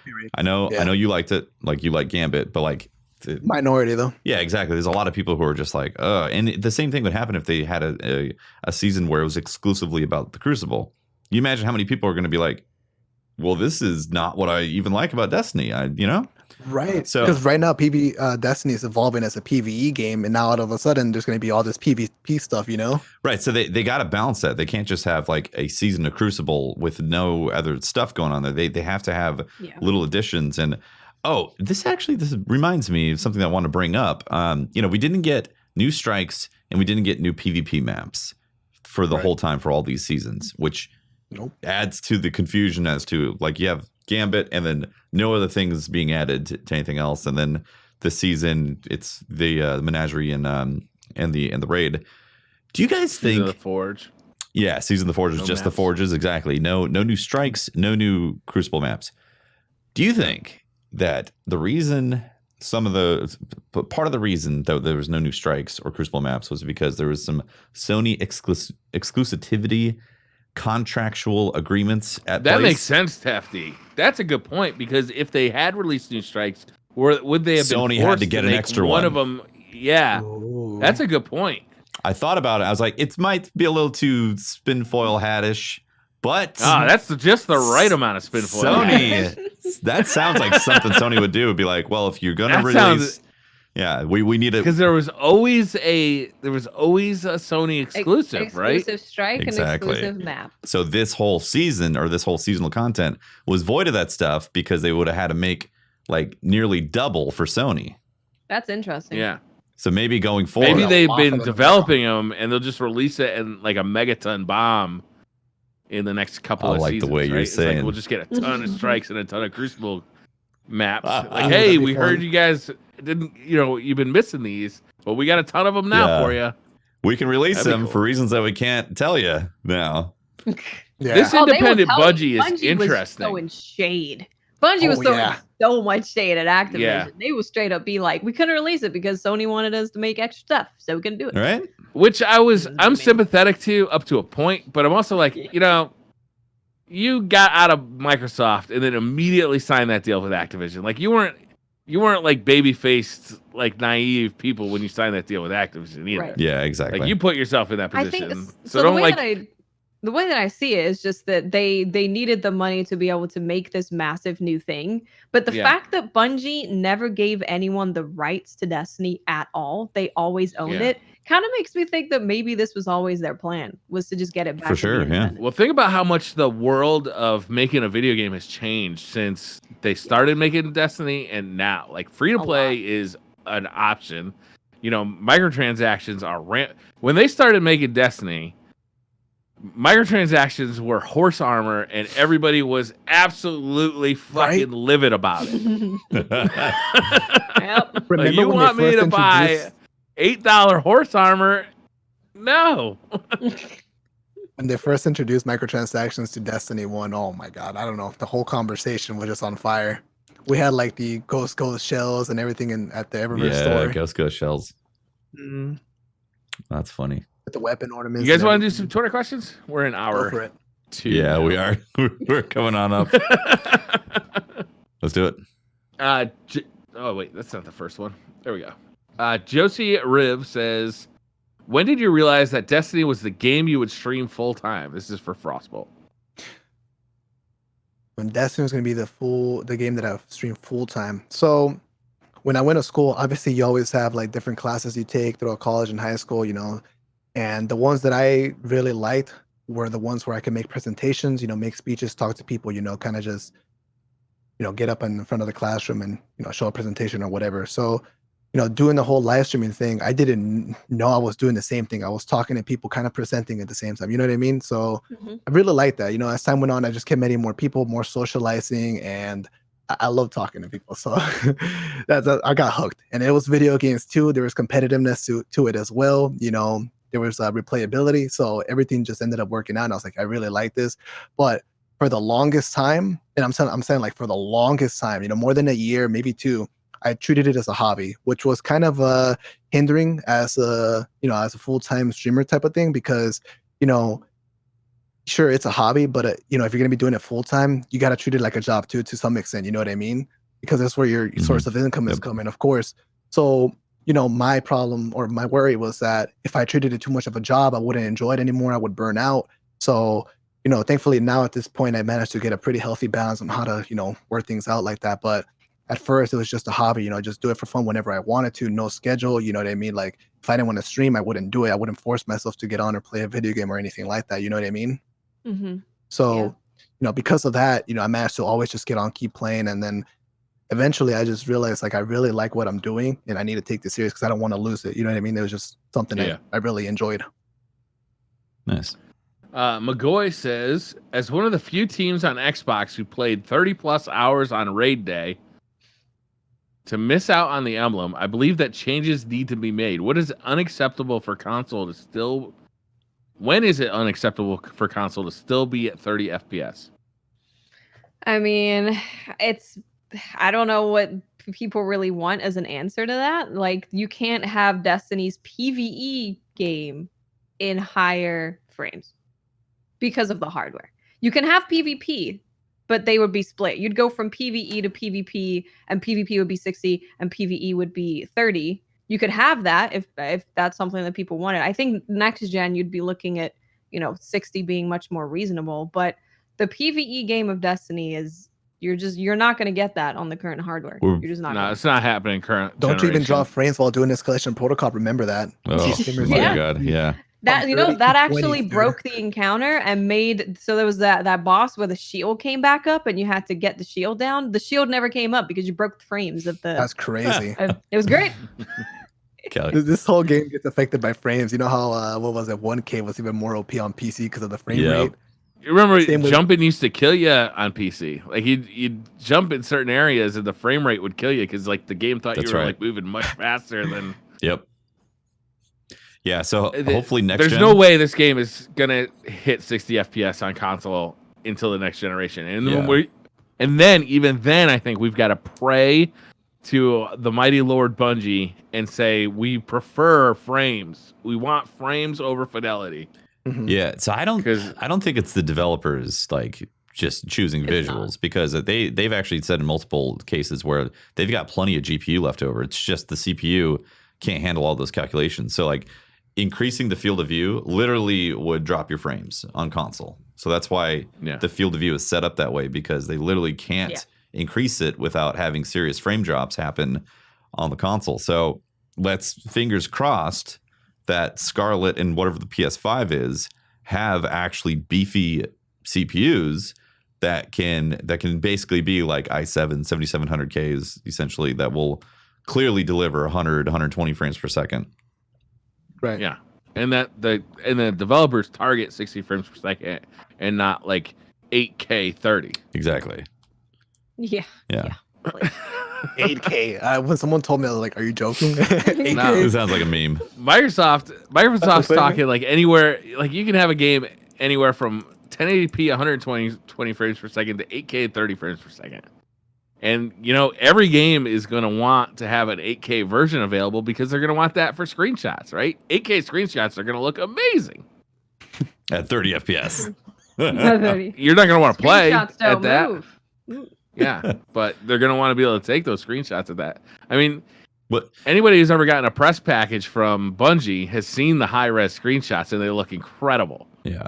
Right? When did the PS4 come out? An Xbox One? What year was that? 2012? Was it 2012? 2013? It's not that long ago. It's a short console generation. I mean, we're looking at nearly 8 years, man. Considering the Xbox 360 and PS3, though, that was a long console generation. 2013. So the CPU right now in a 2013 console is like a really low end CPU. It's hurting. So that's why a lot of these games aren't able to deliver the frame rates. Flying Mangoes says, is Bungie waiting to bring Trials back after they have brought all the D1 PvP maps forward for Destiny 2 so they can just make it the way it used to be? I don't think that's what I they're don't waiting think so. for. Nah, I think it's they're more, waiting for loot, honestly. or the foundation thing might actually be like a legit thing. I believe that. Just take a season's worth of loot out of Eververse, throw it on Trials, and we're good. That's not even enough. We need more weapons. We need more perks. We need special perks. They got to come back with like the loot being on point. Otherwise, it's going to be a flop. Yeah. Yep. Mr. Goodbite says, do you find it frustrating that us PC Guardians who came over from console at launch will still be locked out of the game, considering D1 veterans once cross-save drops unless we abandon our PC program? I think he's talking about losing your D1 stuff. Your Yeah, I do veteran find that annoying. dialogue stuff and all that. Yeah. Yeah. I mean, yeah, I would really like if there was, at least for the dialogue, so you know, Saladin's not like, oh hello, random guardian. Right. You could at least get that if there was a box or something that you could take that. I You mean, at know, this that's point, tied to our Bungie account because our It is. PlayStation profile and our Xbox profile and our PC profile are all tied to one Bungie profile. So, like, they could do that. I'd like to see them do it for dialogue, especially. Because yeah, I would love to have the veteran dialogue. Because I I've agree. played since D1. Same. Please. Yeah. Yep. Doughboy says, knowing that Destiny 2 is most likely going to be around for a few more years, would you like to start seeing D1 strikes, patrols, and Crucible maps? That's a touchy subject. Like a lot of people are against, old content coming back. But I'm down for Crucible maps because having a new meta to play the Crucible maps, I think, changes them.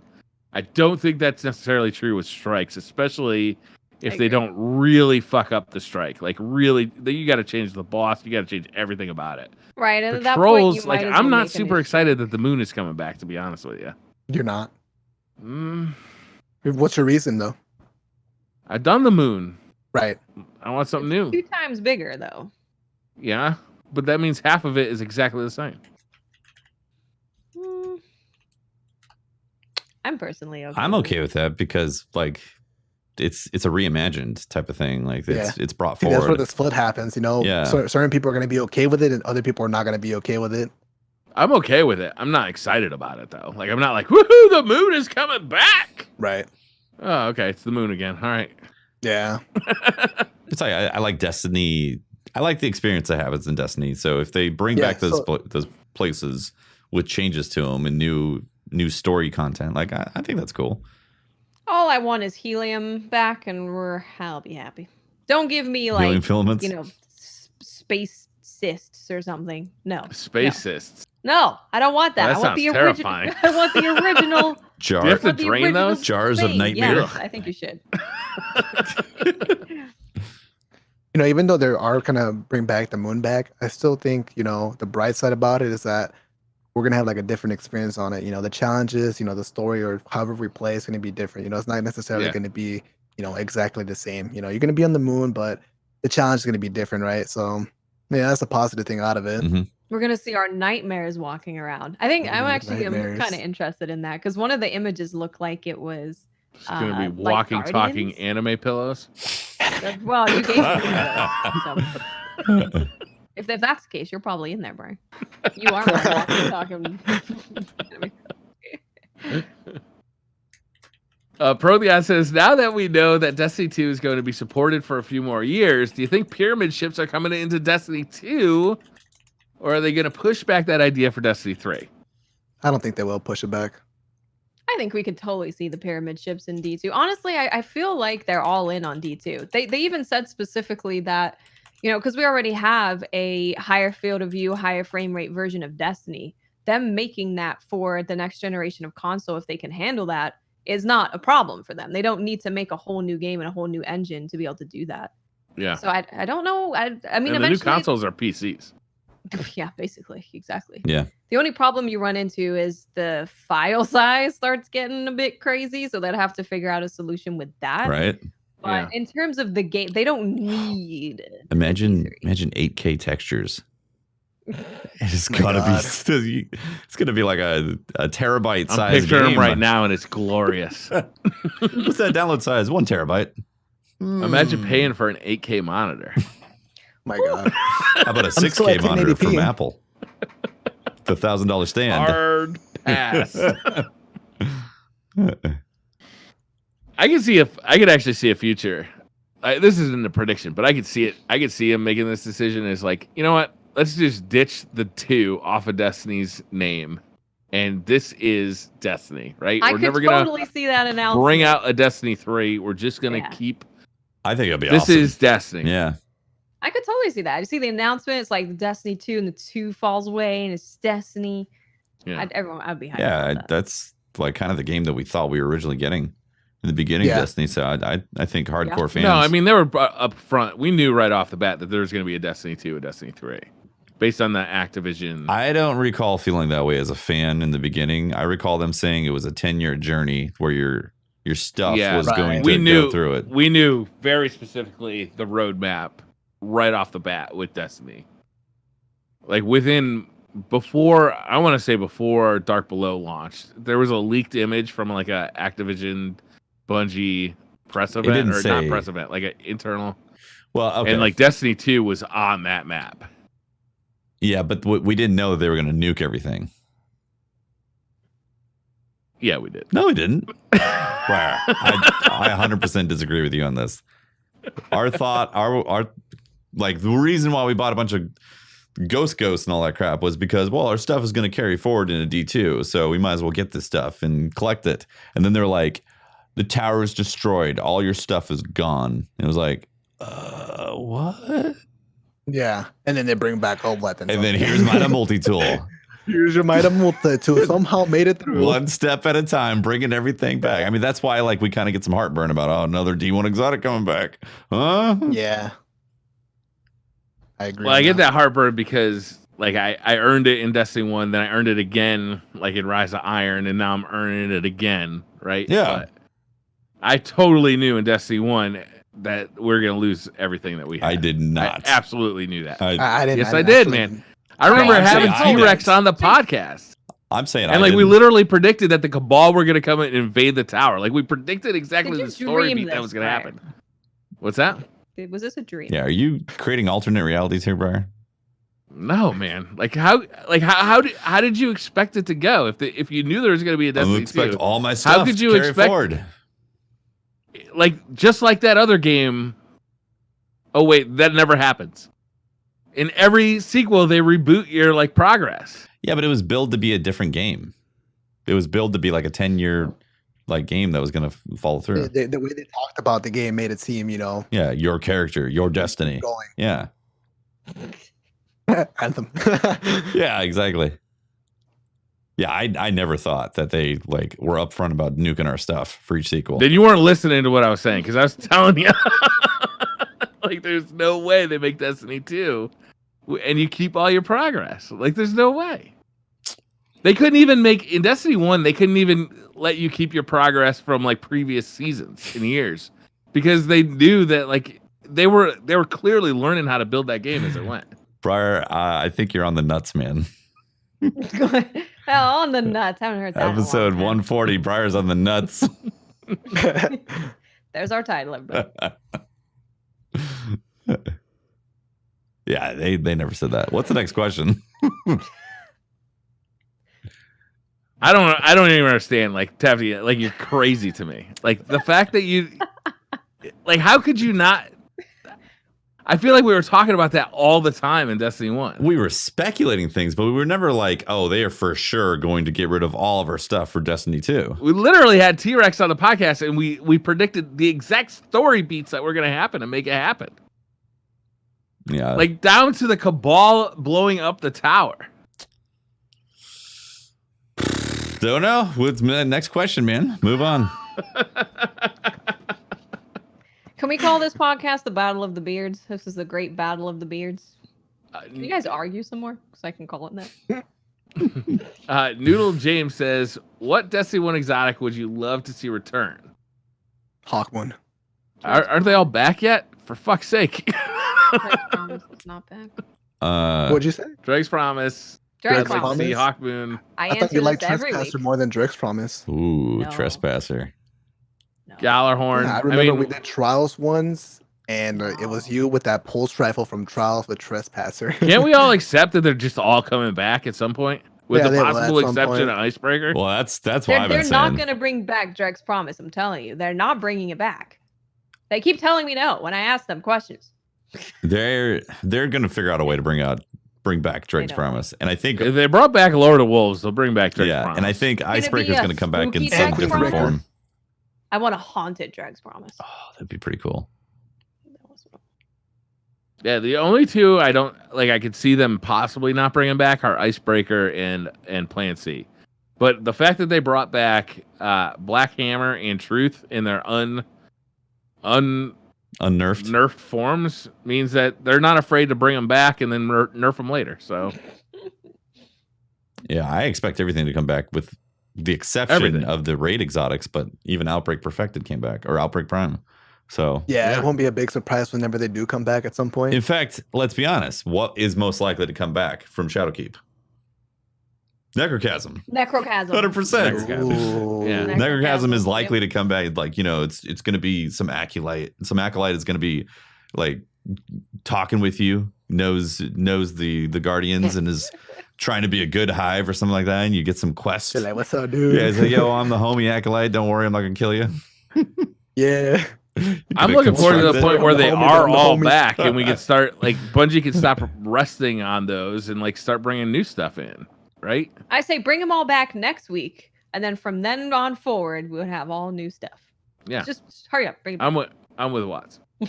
Just bring Yeah, them as all long back. as Get it there's over always with. new stuff, and the old stuff is not taking the spots of the new things, I'm okay with it, Yeah. So I want to point out though, like they've been doing this thing with these seasons where they're bringing back a D1 exotic, but then they have been introducing new ones as well. Yeah, they have. And Yeah. it's actually it's a pretty good balance. As much as I am a little disdained over the fact that these D1 exotics keep coming back. And it's like, oh, Break Brand. It's like, last word. Oh, the Thorn. Oh, my God. Like, it is cool that they are, like, Lumina is coming in a couple weeks. It's close. Yeah. Yep. Yeah. That's cool. I'm excited for that. I'm wondering how it's going to work. I think someone already leaked the perks and I spoiled We myself. did, yeah. Yeah, I won't say it. Yeah. I won't say it. Yeah, me neither. Don't worry. Me neither. We all know. We got new raid exotic, Teraba. Some crazy SMG, release the beast type of thing. Like that's cool. They have been doing a pretty good balance of that stuff.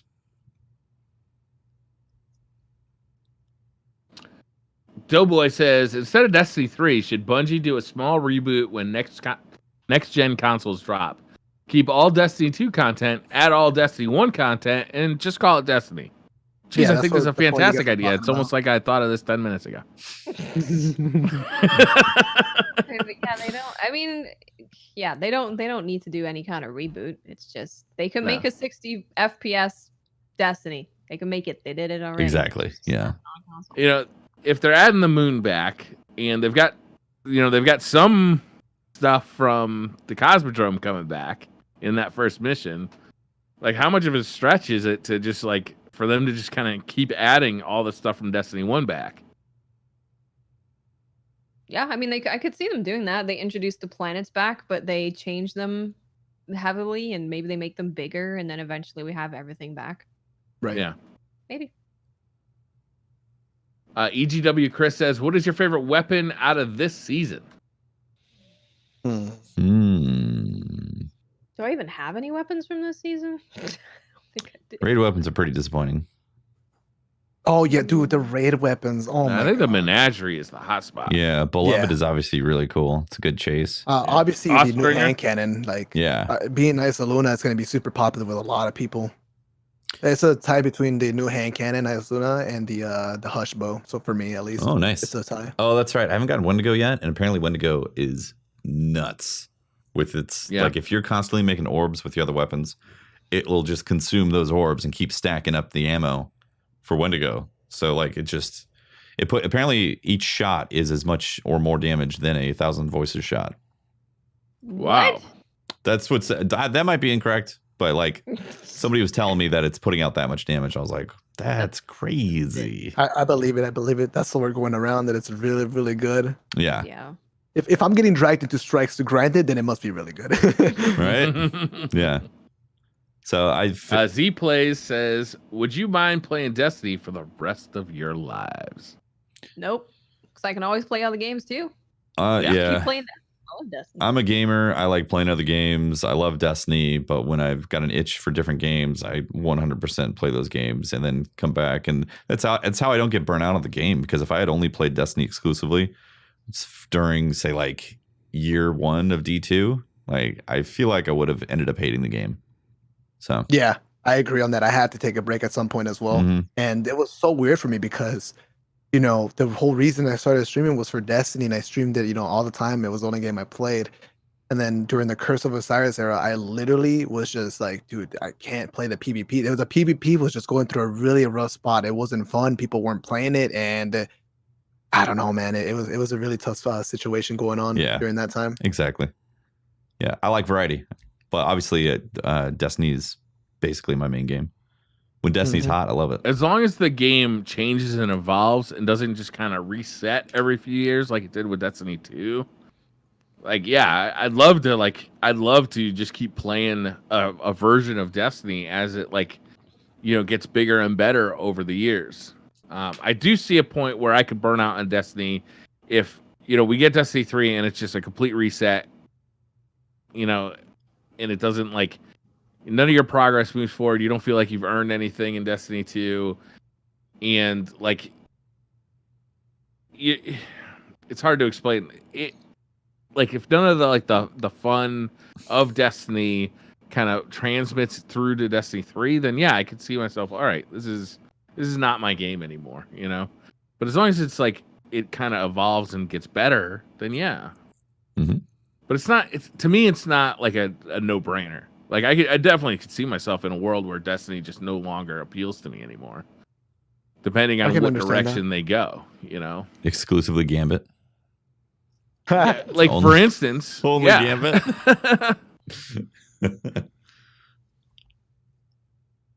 John Franker says, I just recently started playing Destiny 2 again. Been gone since December. What weapons and quests that I missed are worth my time? Recluse, Mountaintop, Recluse, ready to Mountaintop. go. Yeah. Totally Recluse. easy, non-grindy weapons to get. Yeah. Truth is Fine. surprised, or I'm sorry, not Truth. Thorn is surprisingly fun. Yeah. Even though it's a Destiny 1 gun, like it's different enough that I think it's fun and worth going after. Definitely Recluse. So you can use that weapon in PvE and PvP, and you'll be fine. Yep. Mhm. Yeah. It's also one of the easier comp weapons to get. Yeah, it's super Yeah. quick to get. And it synergizes with the other weapons as well. You get a kill with your sniper, shotgun, whatever you're using. Guess what? You got that bonus damage on your Recluse now. Yep. Yep. It's really good. Gavin Taylor says, due to cross save coming this September, I'm proud to say I'll be joining the Church of Unlimited Frames. Yes. $4K, Unlimited frames. $4,000 is my budget. Wow. Freaking just go to That's town, dude. That's a What's this? beefy PC Yeah, right there. that's gonna Do last. you guys a while. have any tips on my first build? Suggestion for Spend all the brand, money. parts, processors, even keyboard? Get Thanks. an SSD. Get an You can SSD. get whatever Well, you SSD want, is apparently. no-brainer, right? The NVMe or 2, whatever it's called. Yeah, the motherboard NVMe chip. screens. M.2 You'll drive, love it. Yeah. Yeah, that. I think when you're looking at 4K, you're going to get a top of the line PC no matter Yep. what. You're going to get a top of the line PC for around 2.5K. Yep.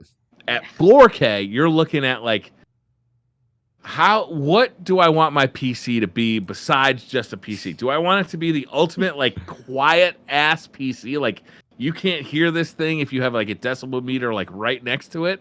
Do I want this thing to have RGB. like RGB like Oh, yeah, you mayhem going on? Do I want it to be like my desk? Do I want my desk to be a PC? Right? That at 4K, that's what you're looking at. And you're looking at 2.5K. a top of the line monitor as well. Like make sure you Oh, get yeah. that. Make sure you budget the monitor. Otherwise, all that High frame amazing rate stuff monitor. you Mhm. have is not At gonna least be- 144. Like 144. Yeah, 144 max would be the sweet spot. 1440p, 144 hertz, right? Do you think SLI 2080 Ti's for a build like that? No, Not worth? no. Just 120 Ti? Yeah, 12080 Ti. Or Yeah, that's maybe what I have, and I'm fine. Yeah. 200 frames in PvP. there's not enough games support SLI anymore. And if he's a Destiny fan, Destiny doesn't support it. Didn't they rewrite that with RTX? They started to support it. Not that I heard of. Yeah. Maybe. Somebody. The only person Yeah. I know who's actually got SLI is CC. So we'd have to ask CC. Yeah. Because supposedly they were redoing the architecture for that, getting rid of SLI, so you didn't have to actually quote unquote support it, and doing a new thing where like it's on the GPU level where it intelligently uses both. You're talking about how NVIDIA does it. Yes. Yeah. So like but the games still have to support it. No, the game does. Okay, gotcha. Yeah. But yeah, not enough games support it to do SLI. You can do it if you want your computer to look cool. That's the main reason to do SLI right now. But I mean, if you want a really quiet PC, I'd recommend like Noctua. Definitely is the way to go. Go air cooled. Don't let the water coolers drag you in. The air cool you can get the cool temps with air coolers from Noctua, and the thing is dead silent. That's what I use. Yeah. If you wanted it to look cool, then you start looking for water coolers. Look at Corsair. Look at LED lights. For 4K, you got a lot of options. You can do whatever you want. But if you want a quiet PC that looks nice, Noctua is. Just go with like all the Noctua fans and the Noctua coolers. It'll look classy and it'll be dead silent. Yeah, and also My computer looks very classy. it does. Looks nice. I gotta say also, you don't feel compelled like you have to spend all 4K on your first PC rig, because it's a lot of fun building a PC, and yeah, if you spend 4K, like what Briar's talking about, you're in a different category with that stuff. You can easily build a $2,000 rig and be very happy with it. A top of the line $2,000 rig. Exactly. Yeah. And then get a really good monitor, maybe a couple monitors, get a really nice keyboard, mouse, Mm-hmm. A good chair as well. good chair, good desk. Yeah. Because ergonomics are really important when you're doing PC gaming. Yep. Definitely. Like your For table sure. height, the chair that you sit on for your posture and everything's super important to keep in mind. I find having an adjustable height desk is huge. Dude, I invested in one. I love it. Most chairs for me, because I have a long torso, the armrests don't actually reach my elbows. So having a table that is actually like rests at the right height for me is really important. Yep. Having a good chair. I have a chair that has like a memory foam butt to it. That's really nice. I need to get a new chair. Mine's at the end of its life. Yeah, I've had mine for a long time now. It's starting to I'm starting to like pull some stuff off of it. Why is it scratch the back? It's just all I got some like peels that I'm like, I should replace this. Yeah, good desk. Good microphone. Getting a good microphone and headphones. Headphones make a world of difference when you're playing games. Yeah, it makes it you want to be comfortable, especially if you wear glasses. You want to find a headset that works well with glasses, because otherwise it's going to be digging into your head. It's going to hurt. Yeah, I mean, you have 4,000, you can do what you want. Yeah, you're gonna have a really nice rig. Think about how you want it to turn out, I think, and then make your decisions based on that. Like if what's most important to you is being quiet, like having a quiet rig so you don't hear it, then you can go down that line. If you want something that just looks like, a crazy like Fast and Furious kind of thing, then you can do that too. Yeah, but like it's two different paths, Yeah. Zigarian says, "What's your thoughts on D2 raid exotics for D1 raid exotics? D1 raid exotics felt more unique and rewarding than D2." He says, "I would not hesitate to say this. I prefer the D1 raids over the D2 raids, and that's including the raid exotics, of course." So we've gotten. I don't know. Let's list the raid exotics. Right? Got myth class. Yep.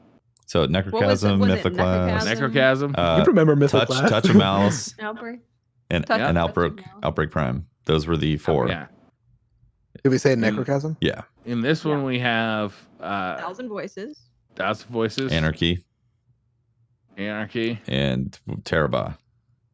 Acarius as well. Oh yeah, Acarius was a raid exotic. Yeah, I was trying to remember what Leviathan was. Mm-hmm. I think what makes it difficult is the 1K Voices. 1K Voices does. 1K is really it's like a big hand on the scale, right? Mm-hmm. Also, Anarchy is just very unique and cool. Anarchy is very unique and it's really good.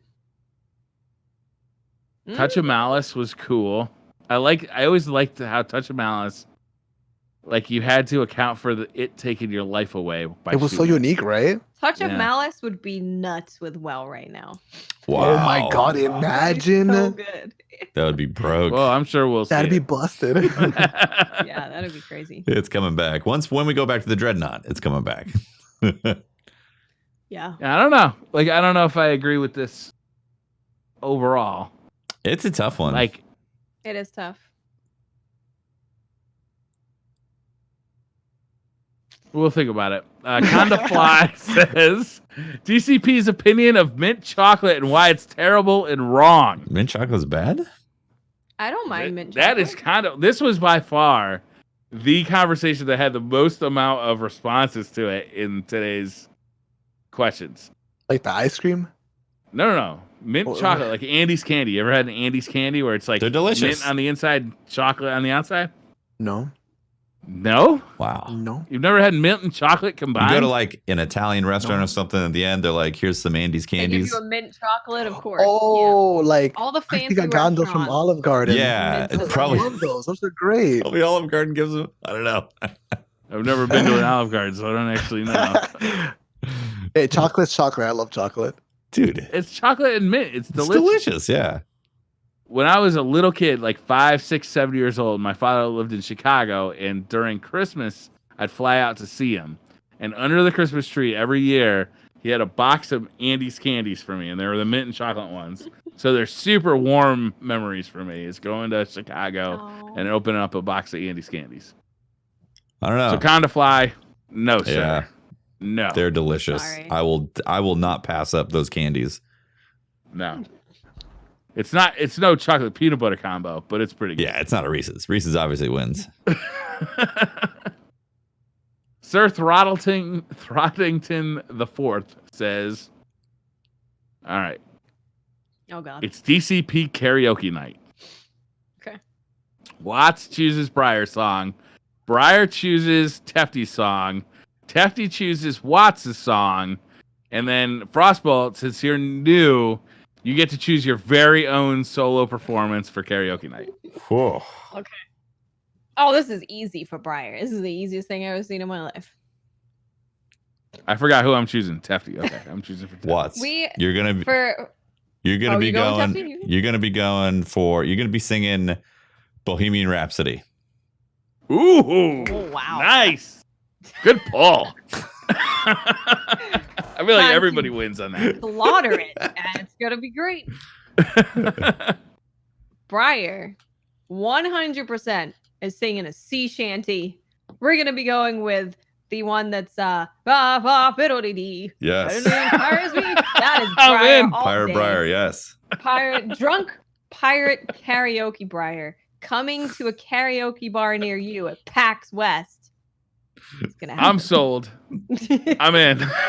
Tefty is singing "Shake Your Fantasy." Oh my God! This is a dark timeline. And FrostBolt, you're the headliner. What are you singing in karaoke? Probably Wrecking Ball by Miley Cyrus or something. I don't know. Wrecking Ball. Okay, God. I'm nice. sold. I don't know. I'm down. Do you wear the full ensemble? Do we get like a dance? Wasn't she naked? Oh, she was on a wrecking ball. Swinging. Different song. She was swinging on a wrecking ball. What's her dad's new song? Some like country song. Anyways, Achy Breaky Heart. Old Town Road. There it is.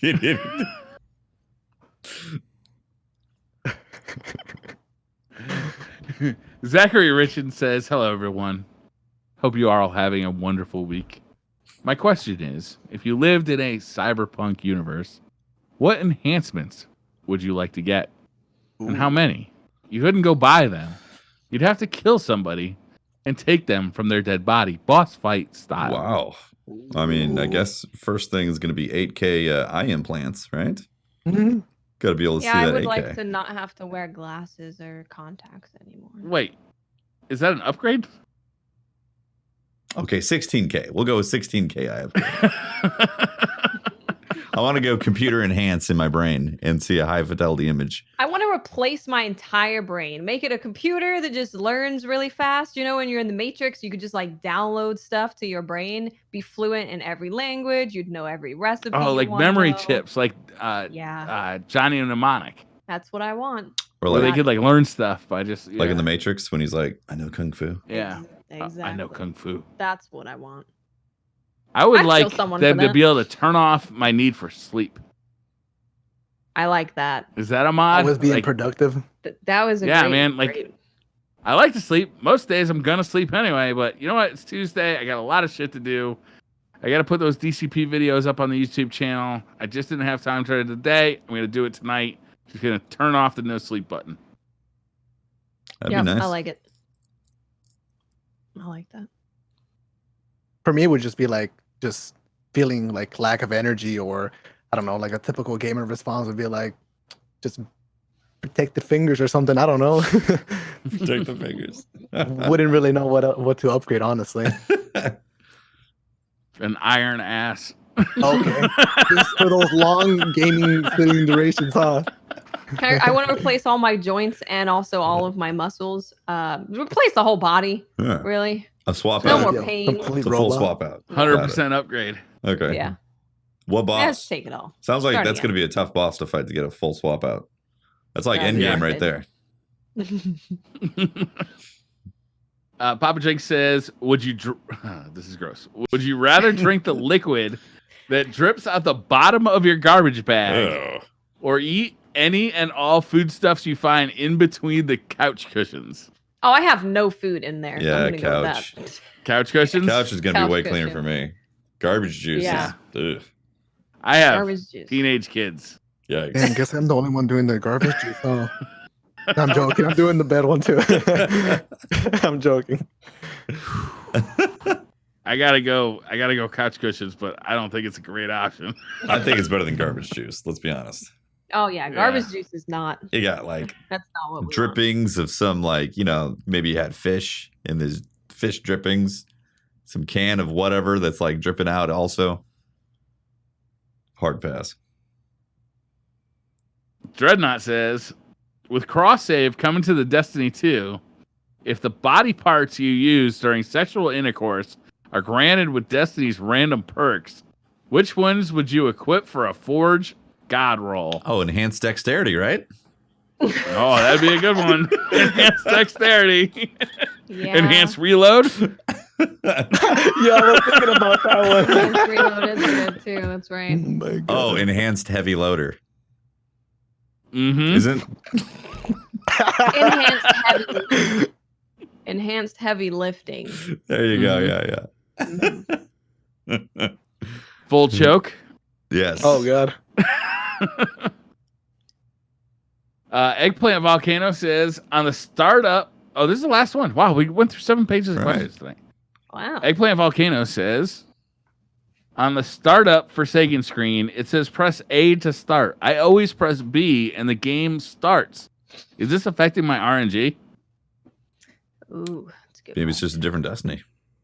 Watts, as the current holder of the DCP RNG trophy, what? My Tufty's pretty close. Nah, I didn't. Not anymore. I didn't get a Not god after roll. all those runs. I didn't get a god roll. Beloved or Austringer. I press X, whatever that Ooh. is. On. Whoa. That's A. You got to follow what the game tells you to do. There you go. You have to be obedient to the destiny. Obedient. Your Obedient. destiny. It is your destiny. Yes. To be obedient. Yeah, good RNG. Well, you hit it here, Eggplant Volcano. Also, if you're a warlock, that might be a problem. Might be lowering Yeah, you. definitely don't no be a problem. warlock. Yeah. Big yikes. Yeah. Don't Or a live that hunter. life. Be a better you. You could definitely be a hunter. Don't listen to Frost. That's it. That's all the Twitter questions. Nice. Cool. We did it. We did it. We did it. Nice. Congrats. Some pretty good questions. We did it. They were fun. That was 2.5 hours almost. Just about. Yeah. Beefy. Yeah, beefy podcast. Beefy. It's been excited to be back in Destiny again. It's a lot to talk about, man. A lot to talk about. That was awesome. Yeah, it's kind of like hype around what D1 felt like before D2 came out. So it feels like this. Yeah. This resurgence of that kind of that energy. People are coming back and being like, I want to get back into it. I haven't played since vanilla and all that. So it's cool. Yeah. Yeah, very cool. All right. Well, that's the show. Thank you very much for watching, guys. Really appreciate it. Again, shout out to our Patreons for making the show happen. And also, if you are interested in gaming topics that are outside of the Destiny universe, we do a show called Side Quest that is at 1 p.m. Monday Pacific time, which is going to be a beefy one as well because there's a lot to talk about. It's gonna be really good because Eric's was actually our on-the-ground reporter over there at E3, getting hands-on with all of the new games. Yes. I think he played Cyberpunk. What? He's probably played everything. I'm Eric's jealous. is a big deal in terms of like the YouTube reporting thing, so he got to play everything. He was He's also a streaming, big playing dude. Iceborne. He's like, I think 6'10", 6'13". He's tall. He's a tall He's got guy, a yeah. giant beard. Yep. Yeah. Yeah. And he's got a big beard. Yeah. Exactly. Yeah. He is a Viking. He is a Viking. A fast-talking Viking. Yeah. A fast-talking Viking. Oh, it's gonna be really fast on Monday. He's gonna be excited about all those games. He is going to It's be excited. Yes. That's what I like about him, though, is he's excited. I like hanging out with people who get excited. Exactly. Yeah. Yeah, Eric's is amazing. Yep. So yeah, that show is on Mondays, guys, if you want to check that out as well. It's also in the DCP feed right now, which that might change in the future, but we're still figuring that stuff out. I don't think it's ever going to change, right? We're always going to have a combo feed. Yeah. Minimum. What we might do is break out DCP into an additional feed that's just DCP, and then SideQuest into an additional feed that's just SideQuest. So if people don't like the other show, but have the they same can just feed listen to one. still. But this feed will always stay the same. That makes It'll sense. always be the combo. Yeah, for sure. So yeah, Cool. that's the plan, guys. So again, thank you very much for watching the show. We really appreciate all the support.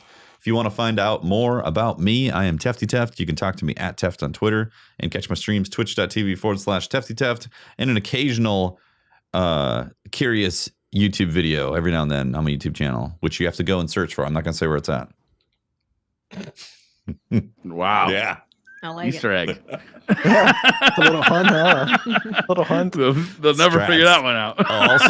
Also, if you teabag me in the Crucible, you can use code TeftyTeft in the Epic Store when you're buying them skins. So yeah, cool. Everybody wins. I'm Briar Rabbit. You can find me attending my kids' high school graduation. Wow. Which I'm extremely proud of them. Like, I'm really excited about this one. Both of them, we're going to their graduation. It's going to be a good time. We're doing a party. I think we're going to do a cookout. Really excited. I'm really proud. Damn, Nice. I want to be there. Congrats. I'm Miss 5000 Watts. You can find me by searching my name, Twitter, Twitch, YouTube stuff, and yep. My turn. Yep. I think. Oh, Yes. My name's FrostBolt. You can find me on pretty much anywhere: Instagram, Twitter, YouTube, Twitch, with the same name, FrostBolt, and that's pretty much it. Hope you guys enjoyed watching. It was a lot of fun being here. Thanks for being on, man. This is great. Yeah, it was great. It was really good. Great It was discussion. a really good time. Really good time. Yeah. Yeah. Awesome. All right. Well, thank you very much for watching, guys. We'll see you next week. Appreciate Thank all you, the guys. support.